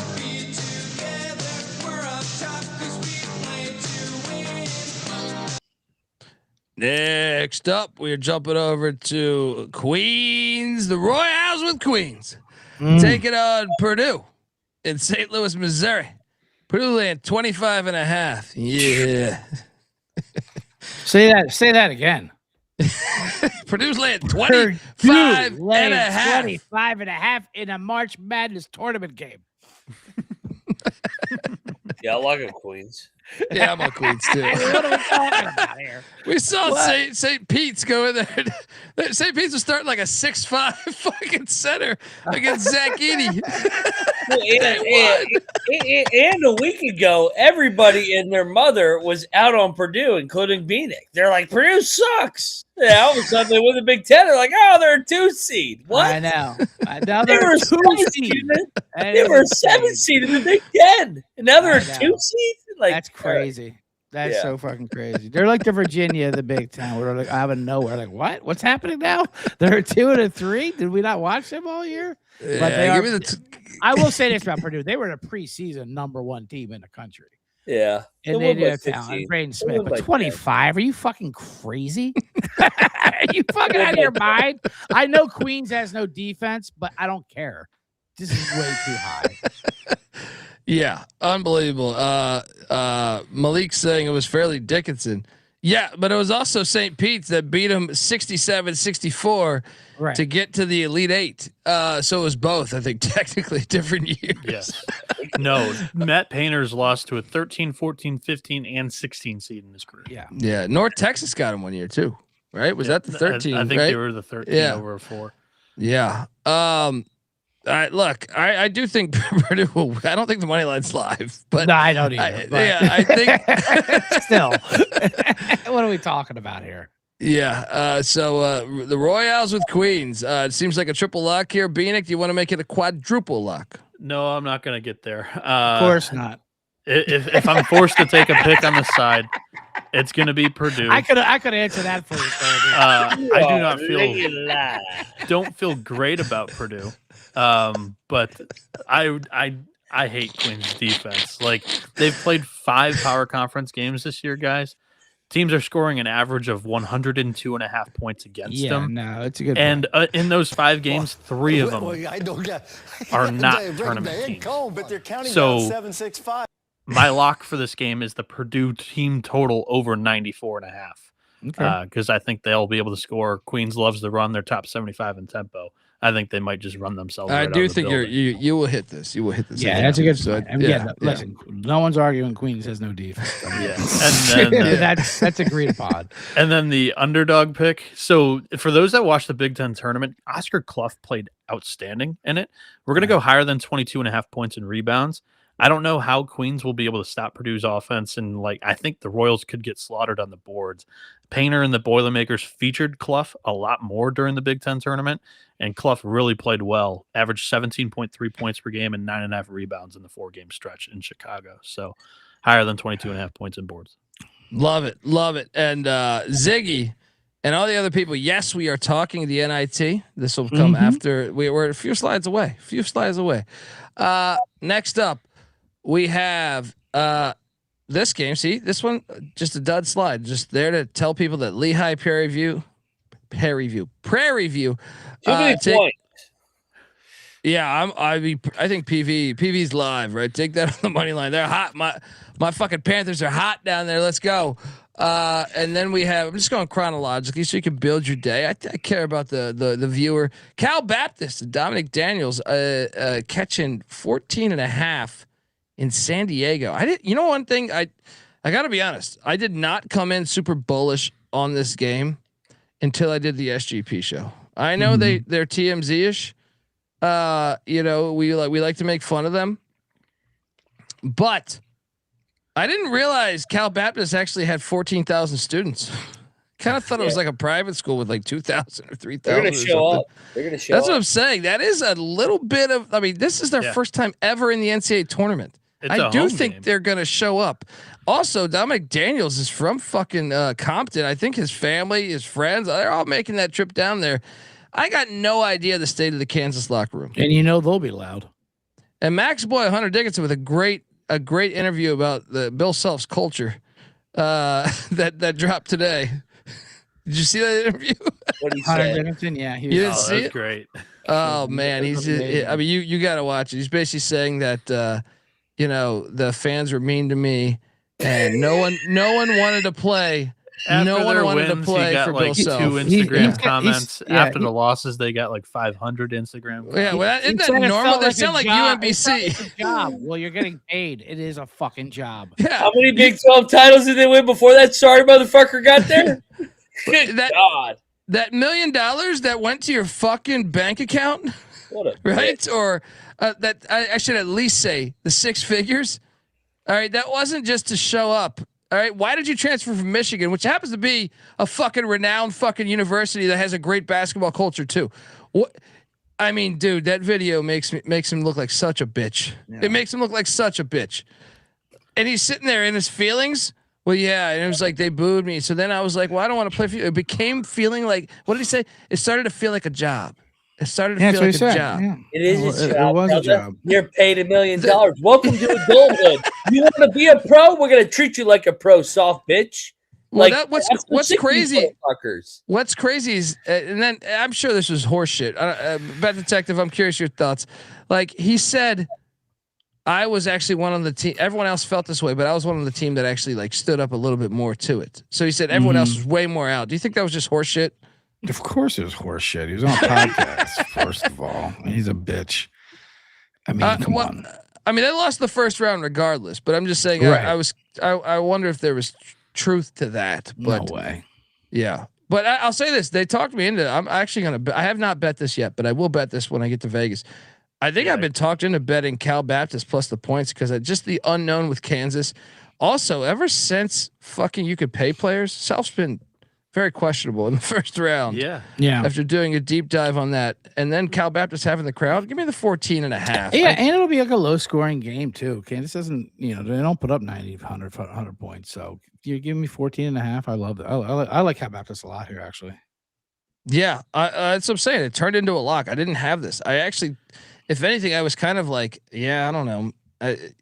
But I think I've talked myself into betting Cal Baptist plus 14.5 with knowing that this crowd is going to be. Yeah. This one's also grown on me. I've talked myself into the money line on Cal Baptist. I threw it into the article. It's plus 800, or at least it was this morning. I think a lot of people instant reaction wise is like, oh, Dom Daniels, he's the heart of the offense. He's a small guard. Kansas has length. Write him off. Like Kansas is moving forward. That was my instant thought too.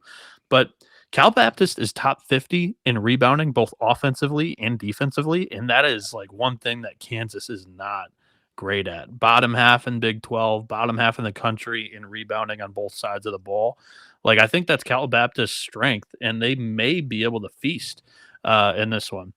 And then, of course, you got to hope that Dom Daniels goes for like 25. Yeah, I think the opportunity is there. I'm locking up Cal Baptist on the spread, sprinkling a little bit on the money line here. Triple lock on Cal Baptist. Max being quiet, which means he's locking Bill Self. What are you doing here, buddy? Yeah, all that shit's cute. Just got embarrassed in the Big 12 tournament by Houston. They're gonna fuck Cal Baptist up. Get Dominic Daniels. Melvin Council's gonna fucking hound him 94 feet. Come on, man. They're gonna blow Cal Baptist out. Kansas, buddy. I mean, Mac, I'm curious though. I don't want to hear the Hunter Dickinson stats. You just saw him. No. I'm not hitting you with that. I'm hitting you with the fact that they lost. Now they lost to Arkansas, which is a very respectable opponent last year in the first round. However, if you go back prior to that, the year before that, they barely got past the SoCon's. Who was it? It was. I just said Hunter. Was it Wofford? Wofford. Samford. You're right. They won by 4 against Samford. And then you go to the year prior to that. They have not been very sharp at these opening rounds. They did blast Howard the one year by 28, but what year was that? That was 23. Yeah, 22-23. So Eastern Washington only won by 9 and 21. But they lost the next round. Is my point? Is like he has been pretty shitty in the tournament since you've been able to pay. Since you've been able to pay the players. natty. So just say the natty that you couldn't pay players. Then the NIL was not since it's gone legal. Yeah, you got a case of Hunter Dickinson, man. You just named the Hunter Dickinson years. Well, I mean, what about this whole season though with DNP? You telling me they look like Kansas this whole year? No way. They beat Arizona. No, they have great wins occasionally, but they also have blemishes that are un-Kansas like. Yeah, they've been up and down, but like I'm not holding Bill Self accountable the last 2 years. That dude, like everything. Really? That guy, hold on. Everything that guy just said on the podcast tells you everything you need to know about that era of Kansas basketball. But I would also say this year with I was about to say, like, dude, there's red flags about the culture. Dude, come on, man. The culture, you cannot tell me that the culture looks kind of shaky in Lawrence over the past 3 years. Dickinson or not. Well, I mean, he was there 2 out of the 3 years. Fair, but it is what it is. You're right. But I'm saying this year the culture looks a bit shaky. I've seen reports of Self meeting with big donors because of the fucking and who knows if these are fucking real. But I'm saying people that I think report shit that is real are saying that they've had meetings with big donors about how this playing time. You can't tell me this looks fantastic from the outside. I mean, it wasn't pretty, but I mean, Arizona, Iowa State, and Houston are all top 2 seeds. They blew them all out in Lawrence. So like they still have been solid. Their roster is super talented. I'm not arguing that. I just think it seems in a way you can make the argument that Bill Self and the culture that Kansas has since you've been able to legally pay players for everywhere has been on shaky ground. That's all I'm saying. Yeah, they might beat Cal Baptist by 50. Yeah, I mean that's fair. I'm not going to write off Kansas. No, you shouldn't. They're way more talented than Cal Baptist. Yeah. I'm just saying part of my handicap is I have no idea the state of that locker room. And the fact that Cal Baptist has never been in the NCAA tournament and it's they're fucking, 30 miles away or whatever the fuck, less than 30 miles away, probably. That's the handicap to me. Underdog fantasy pick, by the way. Cal Baptist has depth up front. They've got 4 guys like 6'10" or bigger. They're a really good rebounding team. I'll take you to the lower on Flory Badunga's 24.5 points, rebounds, and assists. He's only averaging 18 in his last 6 games. So I know it's Big 12 competition compared to Cal Baptist, but I don't think the boards are going to be free in this one. Yeah. I mean, look, and like I said, I hated this game. Like I was staying away from this game until I did the SGP show because I didn't think Cal Baptist was that big. And then I was thinking like, man, they were D2 not long ago. They're going to pack this crowd, I think, right? Am I crazy? Absolutely. It's their first ever, right? It's a much bigger university than I realized. We'll see if they travel. We got to learn about them. Next up, we have Furman, UConn. UConn's laying 20. I am very curious here about just. I don't think this number is right. I like Furman. I love Furman here. Like I don't think they're live at all. But I don't think UConn. I think UConn's getting that number that they should get like 2 years ago. Yeah, like that's very good. Furman's playing the best ball they have all season. I think they have a really good head coach that I think will be able to sit there and say, okay, this is what we got to do to win the game. And they're not going to win the game. But I do think they're disrespecting the SoCon and Furman. I think Furman is a good basketball program. And I think they're playing the best ball of the season. Some of their youth has been growing up before our very eyes this season, and 20's too much. UConn wins by 14. Furman covers this. I'm betting the fuck out of this. Mac? Yeah, I'll bet Furman. Bob Ritchie and company, they've already pulled the upset once upon a time. I'm not going to call for the money line just because UConn will find a way, but I think UConn's got some serious issues. They've played with their food a lot of games this year, man. Like, I mean, both Georgetown games, the fucking Villanova, like Marquette with the Big East title. That's what I'm saying. Like, Furman is a solid team. They're treating Furman like they're fucking in the Summit League or something. I'm like, Furman's got like, I get it. The SoCon was down this year, but I still think Furman's a really well coached team with some athletes. Wilkins a baller. Bet Detective, what are you doing here? I hear what you guys are saying. I do like Furman. They are a good team. They're well coached. This line is high, but this is a blood vessel Hurley game. They did just get blown out. Fair enough. I mean, like, UConn just got embarrassed. So and Hurley's blood vessels will be popping in this fucking game, and they will not let up. So that's why I'm not locking up UConn, but I'm not taking Furman. I'm not fading UConn here. I mean, that is the one thing I will say is like the way UConn just got beat down. Yeah. They could be on the train tracks. Yeah. They could be on the train tracks for like the best performance of the year by UConn. It's a bad potentially. time to play UConn right now. But I just think Furman's a good program. I agree. I agree. Furman's a good team and its line's inflated, but I'm not stepping in front of UConn right now. Bieniek? I'm going to lock up UConn. I feel like this year's UConn team is a lot similar to the 2024 UConn team. Like they looked really good in the non-conference. Then in the Big East, a weak Big East, they kind of took some dents and they lost some shine on the profile. But this is still a team that kicked the shit out of a bunch of tomato cans in the non-conference. And I mean, they went into the Fog and won. They won against Illinois in the non-conference. Like they beat Florida. They have really good non-conference wins. I just think it's Hurley in the Big East. The league knows him really well. In the NCAA tournament, in his last 14 games, he's 13-1 ATS. I'm laying it and locking it with the Huskies. We got a battle. Dundee, Mac on the Paladins. Bieniek with the Huskies. Underdog pick 2, by the way. It's not one of my favorites of the Friday slate, but give me Furman forward Cooper Bowser. He had an injury midway through the conference season, but he scored higher than 11.5 points in 6 straight games. I know UConn's interior defense is really good, but I'll take and follow the strong recent trend with Bowser higher than 11.5 points. The Bowser brothers reside. The Cole, by the way, you mentioned the youth, how like it's gotten better for Furman and that's like raised their level of play. Like they burned Bowser's red shirt this year. Sometimes you got to do what you got to do. You know what I mean? Like because they were struggling early. I know me and Mac were having a hard time because we love the culture that Furman has. They were struggling throughout the season, early on, especially getting consistent play. It was a very hard team to cap. He was redshirting through the first 2 months, and then January 7th was his first game. So second semester, they were like, you know what? Let's start playing this kid. And he's turned into like a 15-minute, 20-minute per game guy. Yeah.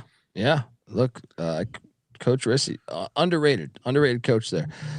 Folks, want to tell you the college basketball experience is brought to you by Rhythm. Rhythm is your official data tool for dominating the madness that is March Madness.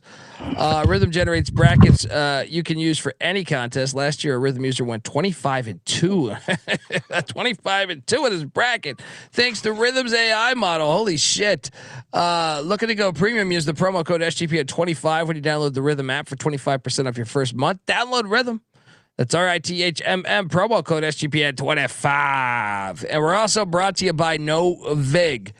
Yes, NoVig's America's #1 sports prediction market. With NoVig, you are getting the best prices. Download the NoVig app and get $50 when you spend $5 if you use our promo code SGPN. Get in on the action with NoVig, promo code SGPN.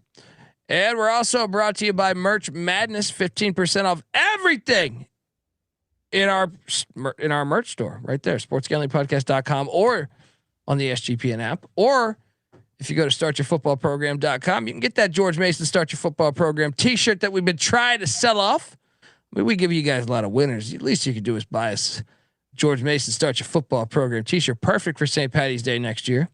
Perfect for a lot of good times in your life. All right. But really there's the Let It Ride hats that are fire. The shit. I mean, you got 3 different versions of the Let It Ride hat. You got the college experience, all different colors. You got sports gambling podcast, SGPNs. I mean, just bottom line bombs t-shirts. You got the fucking Mac the School shit. You got a ton of great stuff. Eat Shit Pit t-shirts, Pick Dundee t-shirts. Jump on over there. 15% off all orders with the promo code March, and also check out startyourfootballprogram.com. All right. We are back and just a few games left. Just got done talking Furman, UConn. Next up, we jump over to Missouri and the Canes. This is the final tournament game. Actually, no, there's two more. There's two more because the outcome of the other game.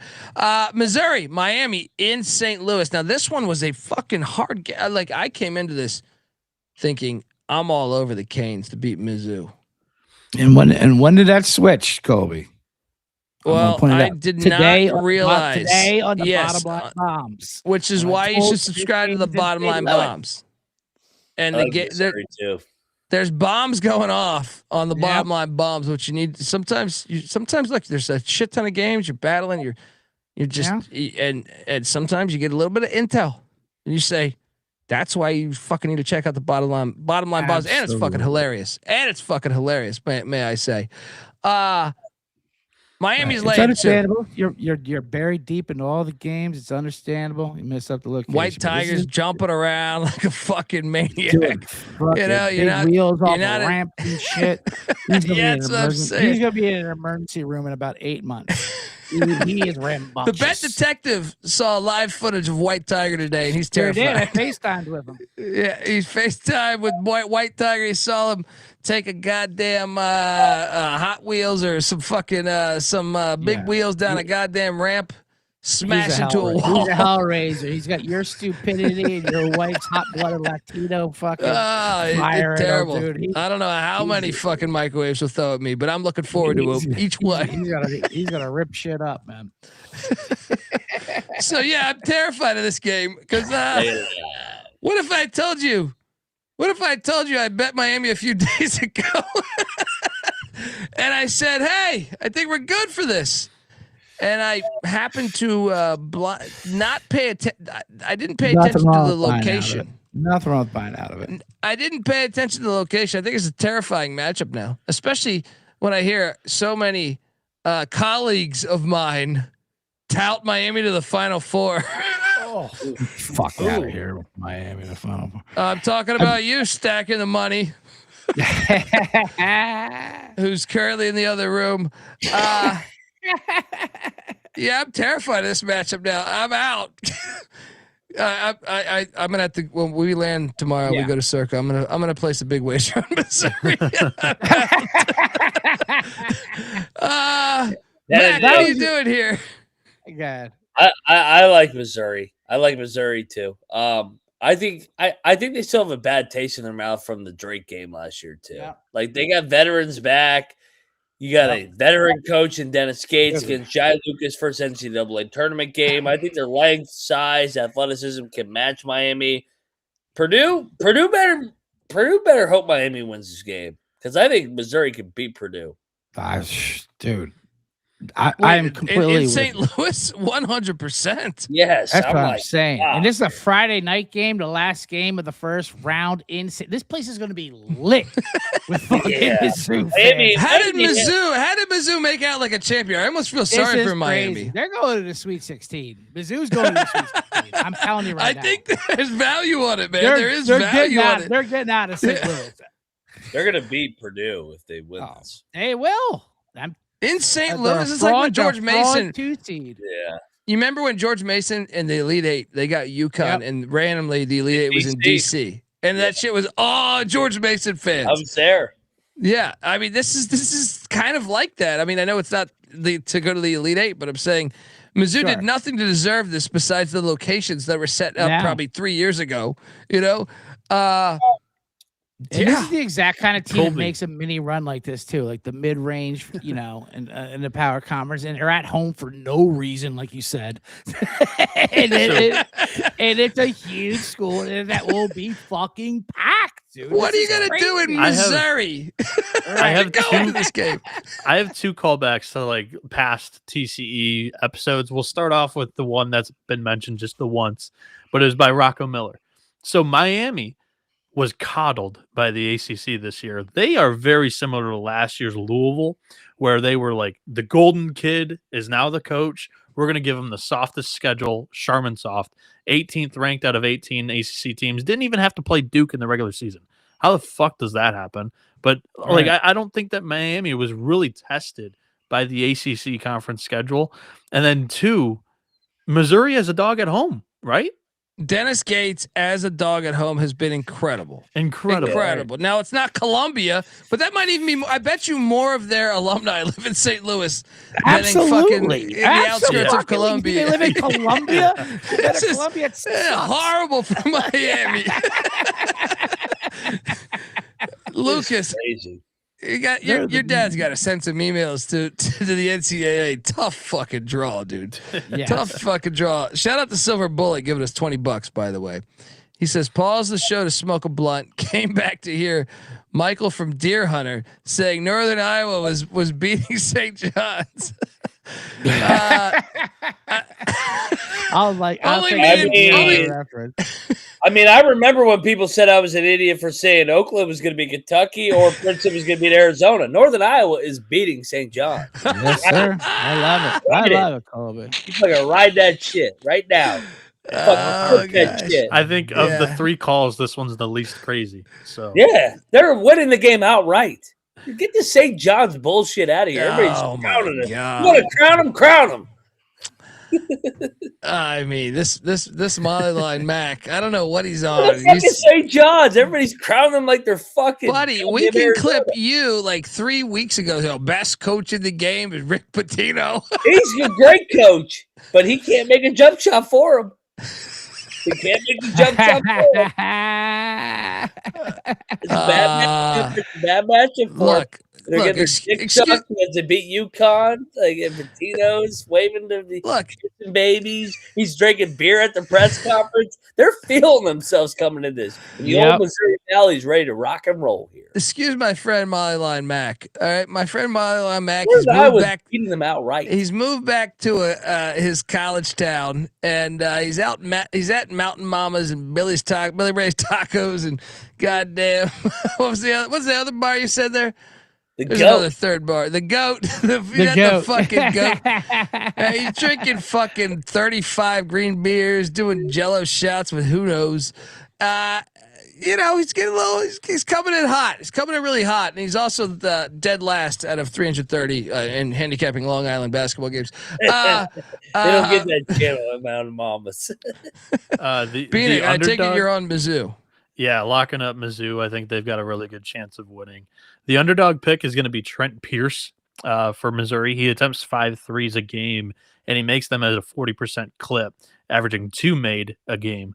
This Miami perimeter defense is one of the worst against the 3-ball in the entire country. Pierce higher than 1.5 3-pointers made. There we go. I like that one. Texas, BYU, and Portland, Oregon. BYU laying 1.5. There are a lot of Mormons in Portland too, or in Oregon, I should say. I'm on Texas though. I was going to take this regardless. Thought it was going to be the pussy pack, but pussy pack is the pussy pack. Horns up. They're going to beat BYU because BYU is not very good. This is on Thursday, right? Yeah. Yes. Yeah. But Mac? BYU. Oh my gosh! Why? Because they reside in the Big 12. They used to be in the WCC. Now they've grown a pair of balls because they play the Big 12 schedule. Yeah, yeah. You know what? And that other team, they ran away from the Big 12. It's a bitch ass school. I'm just saying. There's no difference between SMU and BYU. They both were mid majors 2 years ago. Well, I mean, BYU has the number 1 pick of the goddamn draft. I mean, that's true. That means something. It does. Andy Enfield's should mean something too, though. Yeah, if he's at Florida Gulf Coast, Sean Miller. Fuck Sean Miller. He getting ready to get that. Let's go, BYU. Let's go, Thunder snow's hitting fucking Morgantown. Bet Detective, it's hitting in wherever Bet Detective's at too. No, Bet Detective's just I know better than that. Bet Detective's he's in fucking Hollywood. He's in the middle of a tornado. Sick of seeing our faces. I'm here. Now listen, coming before the result tonight, I was like, whoever wins this Texas NC State game, I'm taking them to make maybe even a couple wins. But watching that bullshit tonight. That's what I mean, what the fuck are we talking about here? AJ's gonna go off 1.5. He's not losing his first fucking game. And he's like, "Yeah, I might come back. Yeah, you might come back. You're getting paid $10 million. Why wouldn't I come back?" Yeah, give me BYU. I'm locking up BYU. Oh shit! I was so ready to Battle. play Texas. He's like, lock me up. There's a value to getting that playing game, though, bro. I understand that. Yeah, there's a value, I think. Bieniek, what are you doing? You want in on this battle? So my bet is the over in this one. I struggle to see any defense getting played in this. And Sean Miller said it in the post-game interview. Like, the first NC State game, don't let the second one clog your memory. The first one was 100-100. Texas couldn't hit water if they fell out of a boat today. I actually think they may get some shooting regression positively against BYU. So I like the over, and I like Texas. Oh, I think so too. I think they're going to be able to, like, Texas or BYU's defense is foo-foo. Let's go. We got a battle. Bieniek on the over, Dundee on the horns. Mac and the bet detective on the Cougs of BYU. All right. Well, next we jump to the NIT with 7 games. Well, I thought South Alabama was going to win on the money line. Yeah, we had a good night in the NIT. Well, no, we covered, but I did play South Alabama money line, and that did not hit. But UNLV. We did have a good. Well, you did. Did they cover too? Yeah, they covered. Yeah. Well, they were laying 1.5, right? You're right. Nice play. Nice lock battle win against us. UNLV was up a shit ton, by the way. They're up the whole game, but UCF did make it close. But we did have a pretty fire night. We took Seattle. We were on Davidson with the points against Oklahoma State. We were on Wyoming in the points against Wichita. We had North Carolina Wilmington money line. I went 2-0 with the South Alabama pick, and then Wyoming Wichita under. Yeah, I mean South Alabama won in the 6-pack. South Alabama still covered for us. They were getting 8. The closing line in South Alabama Auburn was 18.5. Ridiculous. Wild, because Auburn was without a starter too. South Alabama had a halftime lead. So there's money to be made in these NIT hills, with the exception of George Mason. You fucking losers. By the way, South Bama was out. They were without one of their better scorers today. He opted out. Well, and wait, Auburn was without one too, though. Wait, who was it? Yeah, Keyshawn Murphy. Yeah, I was gonna say Keyshawn Hall, and I was like, that's UCF. But yeah, Keyshawn. Let me scan through these box scores real quick. So Caden Matheny didn't play for Liberty, and they still won. That's huge, though. Like, he's their best player. Let's see. The Auburn one was hilarious because he didn't even tell his coaches. Yeah, I know. He just didn't show up to the practice. Like, no, I've already got my check. Fuck you. Hey, so Oklahoma State edged out Davidson by 4. Vukovic, Parsafala, Victorious Miller, Isaiah Coleman, and Anthony Roy did not play today. So they're down 5 guys. Imagine being such a fucking pile of shit where a university pays you, but it's for the regular season, and just saying, yeah, I'm out after the year. Tulsa, you get to play basketball for money. Tulsa was without David Green, who's a starter for them. We're so lost. We're so fucking lost. It is crazy. You're so lost. You get to play fucking a basketball game on national TV. And then everybody else. You're going to regret this when you're fucking 60. When you're 60, you're going to fucking regret this. I'm telling everybody, I'm not crazy for like not firing and spraying the board. I have no idea who's playing these games. Yeah, well, I got one idea who's playing. The Navy fucking midshipmen, because they don't opt out of shit. Yeah. Like so yeah, this is a money line sprinkle. Steve Forbes, his team transfers in and out every fucking year. Wake Forest laying 11.5. You got the midshipmen, and how Wake Forest has a hard enough time packing the stadium with when there's hopes to win the ACC. You're telling me in an NIT game? There'll be more people at the Applebee's 3 blocks up the street. Are you kidding me? Give me Navy all day. Lock. Mac? Yeah, lock. Navy. Veteran group. Prideful. I'll lock it up too. The cocktail napkins get it at 9.5, but that's off because Wake Forest is going to have like a player or 2 out. So yeah, they're in the portal that are out. Bet Detective, what are you doing here? Oh yeah, lock me up Navy here. I think this line should be like 5. I don't think it's a bad money line play. Yeah, I think I that's don't either. instantly like my favorite bet of the entire day. Yeah, I mean seriously, their Navy's defense on road and neutral games is 4th in the country in points per possessions allowed. Like they travel, they're furious. They that what happened in the tournament, and they're going to be motivated, and that's half the battle in NIT. So yeah, I love Navy. Navy and money line is definitely alive. What time is this? I got to bet this in Vegas. Navy What lost do by we land? 12 in the Dean Dome. 6 o'clock. 3 o'clock Vegas. Oh shit! We land at 3:30. I got to bet this. This is tomorrow, 3 o'clock. Yeah. Fuck. We got to bet it. We got to bet it before we get there. We got to place it right after the show. Yeah, we do. Yeah, that's a smash play. I'm telling you, we live life fucking stupid right now. Yeah, Everyone's afraid of risk. We were living life wrong. Like, why the fuck? We finally get to the point where we can pay the athletes, right? Which is long overdue.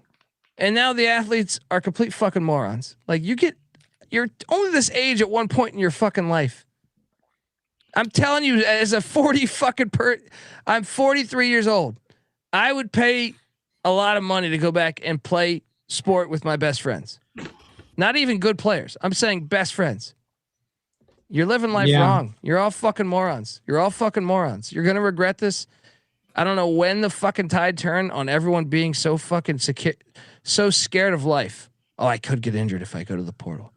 Oh, I could get this. Guess what? You could still fucking choke on a chicken bone. You could still get struck by fucking lightning. You can't run from fucking life. You can't run from fucking life. Life's going to hit you one way or the other. I disagree with the way our fucking society is. Anyway, next up. Kent State is in Normal, Illinois, taking on Illinois State. Illinois State's laying 6.5. This is intriguing. Normal isn't Normal like 4 hours from Chicago? I actually feel like they might show up for this one. Right? Am I crazy to think like this could be packed? Bet Detective, you live in Chicago. Any chance Normal, Illinois will be ready for this one? Yeah, no, but I mean, you're right. It's in the vicinity. What are you doing in Normal, Illinois? Yeah, pack it all. You're certainly not going there. I feel like the line's coming. I'll lay it. Right. Yeah, I'm gonna lay it too. I don't feel great about this one. Bet Detective. I'll lay it. I can see them pulling away and winning by 10, being tight and wild, and then Illinois State pulls away at the end here. I don't love it, but yeah, I'll take Illinois State. Bieniek? Illinois State's final press conference was a little corny, but you could kind of tell that, they were the preseason number 1 in the league. They didn't win it. They didn't want the season to end that way. So jumping into the NIT and doing a little bit of damage, I don't think is too far out of the realm of possibility. So I'll take the Redbirds. All of us on the Redbirds. What could go wrong? Next up, we have George Washington, the Colonials in Orem, Utah. Lock Utah Valley. Thought they're supposed to be regional. Yeah, we should lock Utah Valley 2.5. Smash Utah Valley. This is one of the best plays you could do, I think, right? I mean, Mac, what am I missing here? You got to go to altitude. You just missed your fucking. To me, the A10 team still have to worry about the players in the portal more than the guys in the fucking whack. Yeah, and it's far trip. Bet Detective. Made that.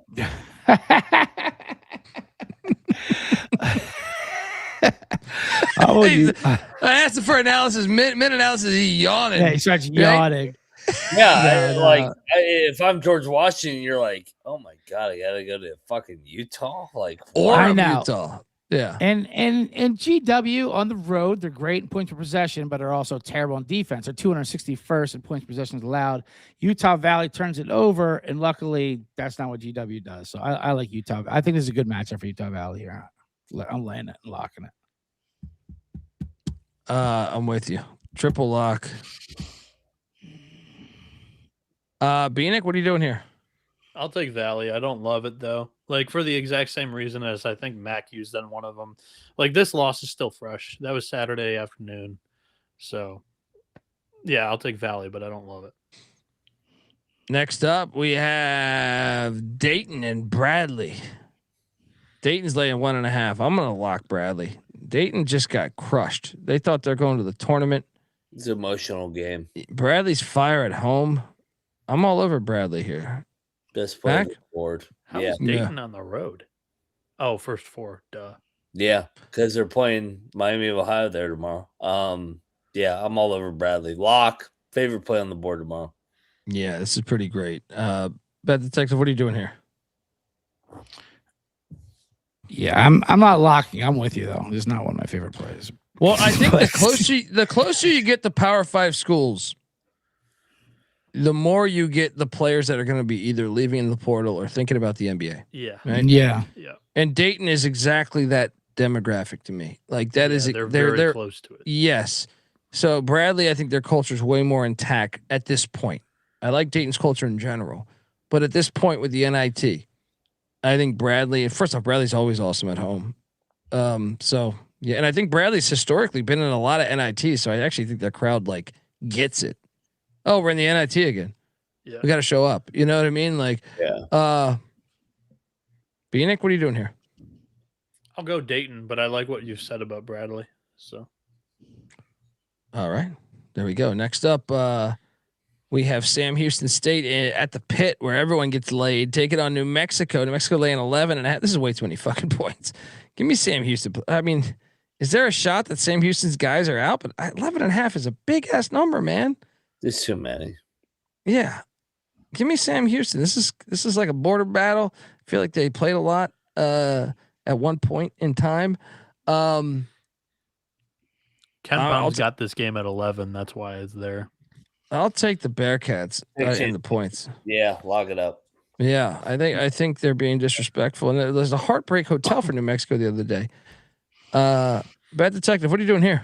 Yeah, this is a classic. New Mexico should be in the tournament, so they don't want to any parts of the season. You can see this happens all the time. Then they don't show up for that first game. Give me Sam Houston. Give me the points. Money line's live. Yeah, bet this shit. We're gonna be betting this tomorrow night. Colby, what do you have on injury report for this game? Because it looks like a mess. All right. Well, hopefully they actually give you some nice NIT injury reports. But I have one in front of me, but we've used yours. All right, Po Boy King is a game time decision. Yeah.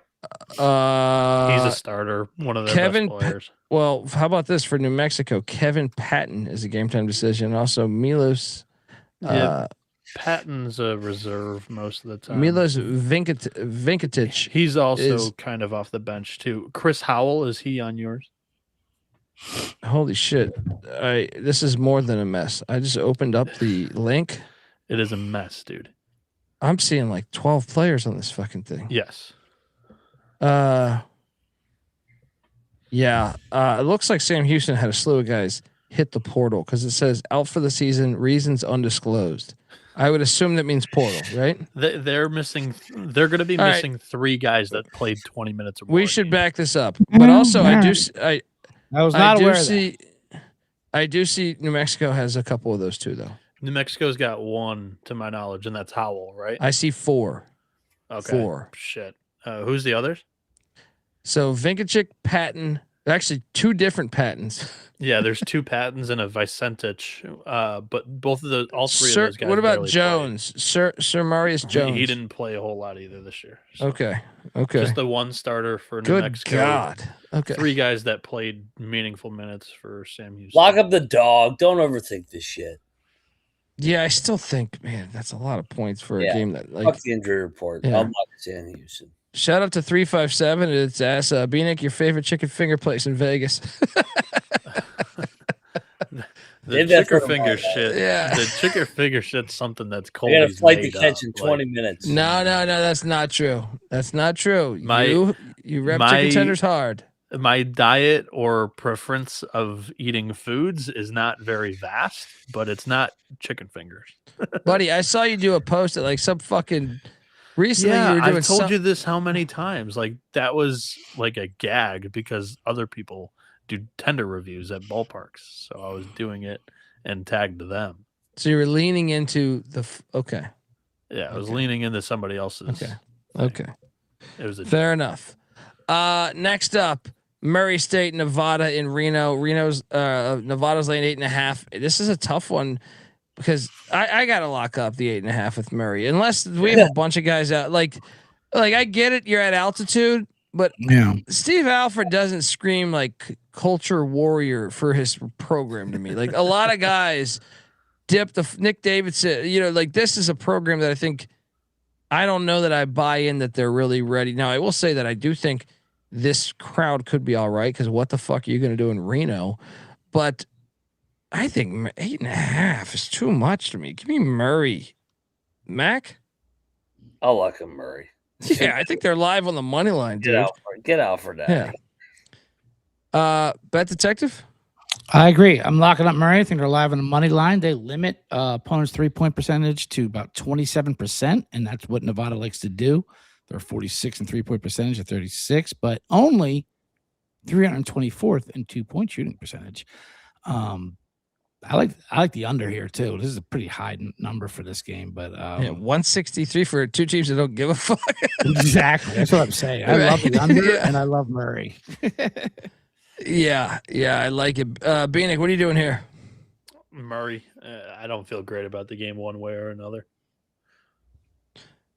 Next up, we have the Flames of UIC in Berkeley taking on Cal. You tell me Cal cares about this? Yeah, we got to smash UIC.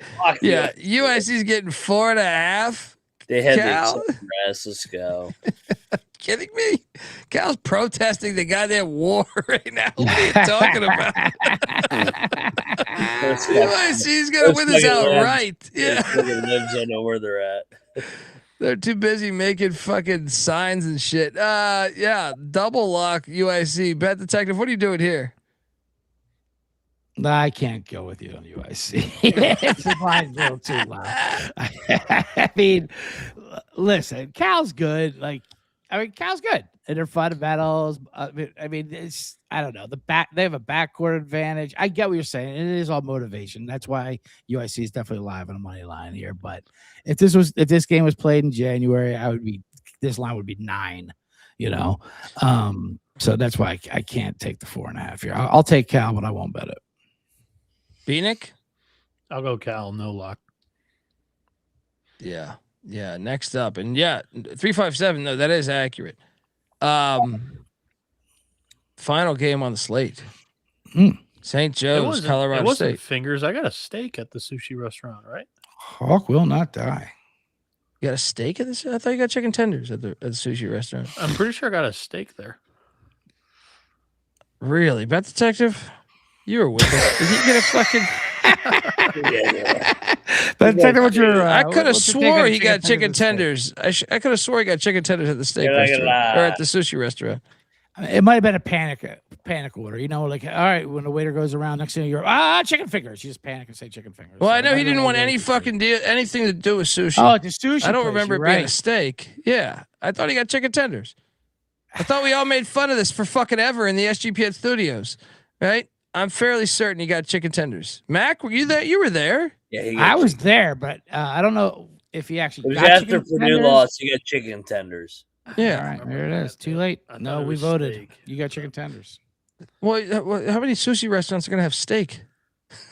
How many sushi restaurants are gonna have chicken tenders? For chicken tenders at every restaurant. As I have White Tiger, I realize this shit. When you go around, they always have chicken tenders. St. Joe's, Colorado State laying 5.5. Oh man, this one's actually tricky because Fort Collins altitude. I actually think we should take CSU. They're building the culture with Farouk Manesh. I'm gonna lay it no lock. I don't trust this one. St. Joe's playing good ball. Yeah, I agree. I'm locking up Colorado State. I'll lay it. Yeah, should we bet? We're all gonna be hammered. Yeah. Maybe we bet lock this fucking thing up. What else are we gonna do? Yeah, tomorrow night, late night. This is a late ass tip too. We're gonna love this game tomorrow. We're gonna put way too much money on this game. Like it. What time is this? We're gonna wake up the day after with that ticket in our pocket. Oh, this is a winner! Look at this. Bieniek, what are you doing here? Colorado State, but I'm also staying off of this too. Yeah, your best bet's Navy. We'll your best bet is Vegas. Navy. Yeah, Navy's great. All right, let's get the fuck out of here, guys. I gotta leave in 10 minutes. Yeah. Moneyline Let's go Mac to is on Vegas. Twitter at Moneyline_Mac. The Bet Detective's on Twitter at CJ Sullivan_. Check out the Bottom Line Bombs podcast. Bieniek is on Twitter at Noah B77_. Check out the college baseball and football experience. Troy Tuning was here. He just did mushrooms. So he's not here. He's on. You got to catch a flight too. He's on Twitter at Troy Our Tuning. producer dipped out halfway through because he's on mushrooms. What a show. You're looking live at the college basketball experience tomorrow night, 6 p.m. Low Hang Bar. Low Hang, right? Low Hang, was that it? No. The underbar, first half underbar. All right, There's first the upper half bar and the underbar. underbar. Yep. Well, I kind of like Real the upper fair. because it's close to that. They got like some type of Chinese restaurant over there, and you No, know, we got upgraded. To the, big dish of beef chow folks. That's our show. All right, enjoy. See you tomorrow. Come out to Vegas. We'll buy you cocktails. yeah. Big party. You go to we're doing Circa, here. you'll see and hear us. Yeah, we're gonna be really deep, rolling deep. There's going to be a good amount of people there. I don't know if they're necessarily prepped for that. We're buying you drinks. I mean, what the fuck else more do you want? You can hang out. We're buying your fucking drinks. Probably gonna end up with some goddamn appetizers, some finger food, Bieniek's chicken tenders, and goddamn who knows what else. Some soft pretzels. All right. Some others. Wrap this Soft up. pretzels. Yeah. Till next time, this is the college basketball experience. You better start thinking about yours. And we out of here.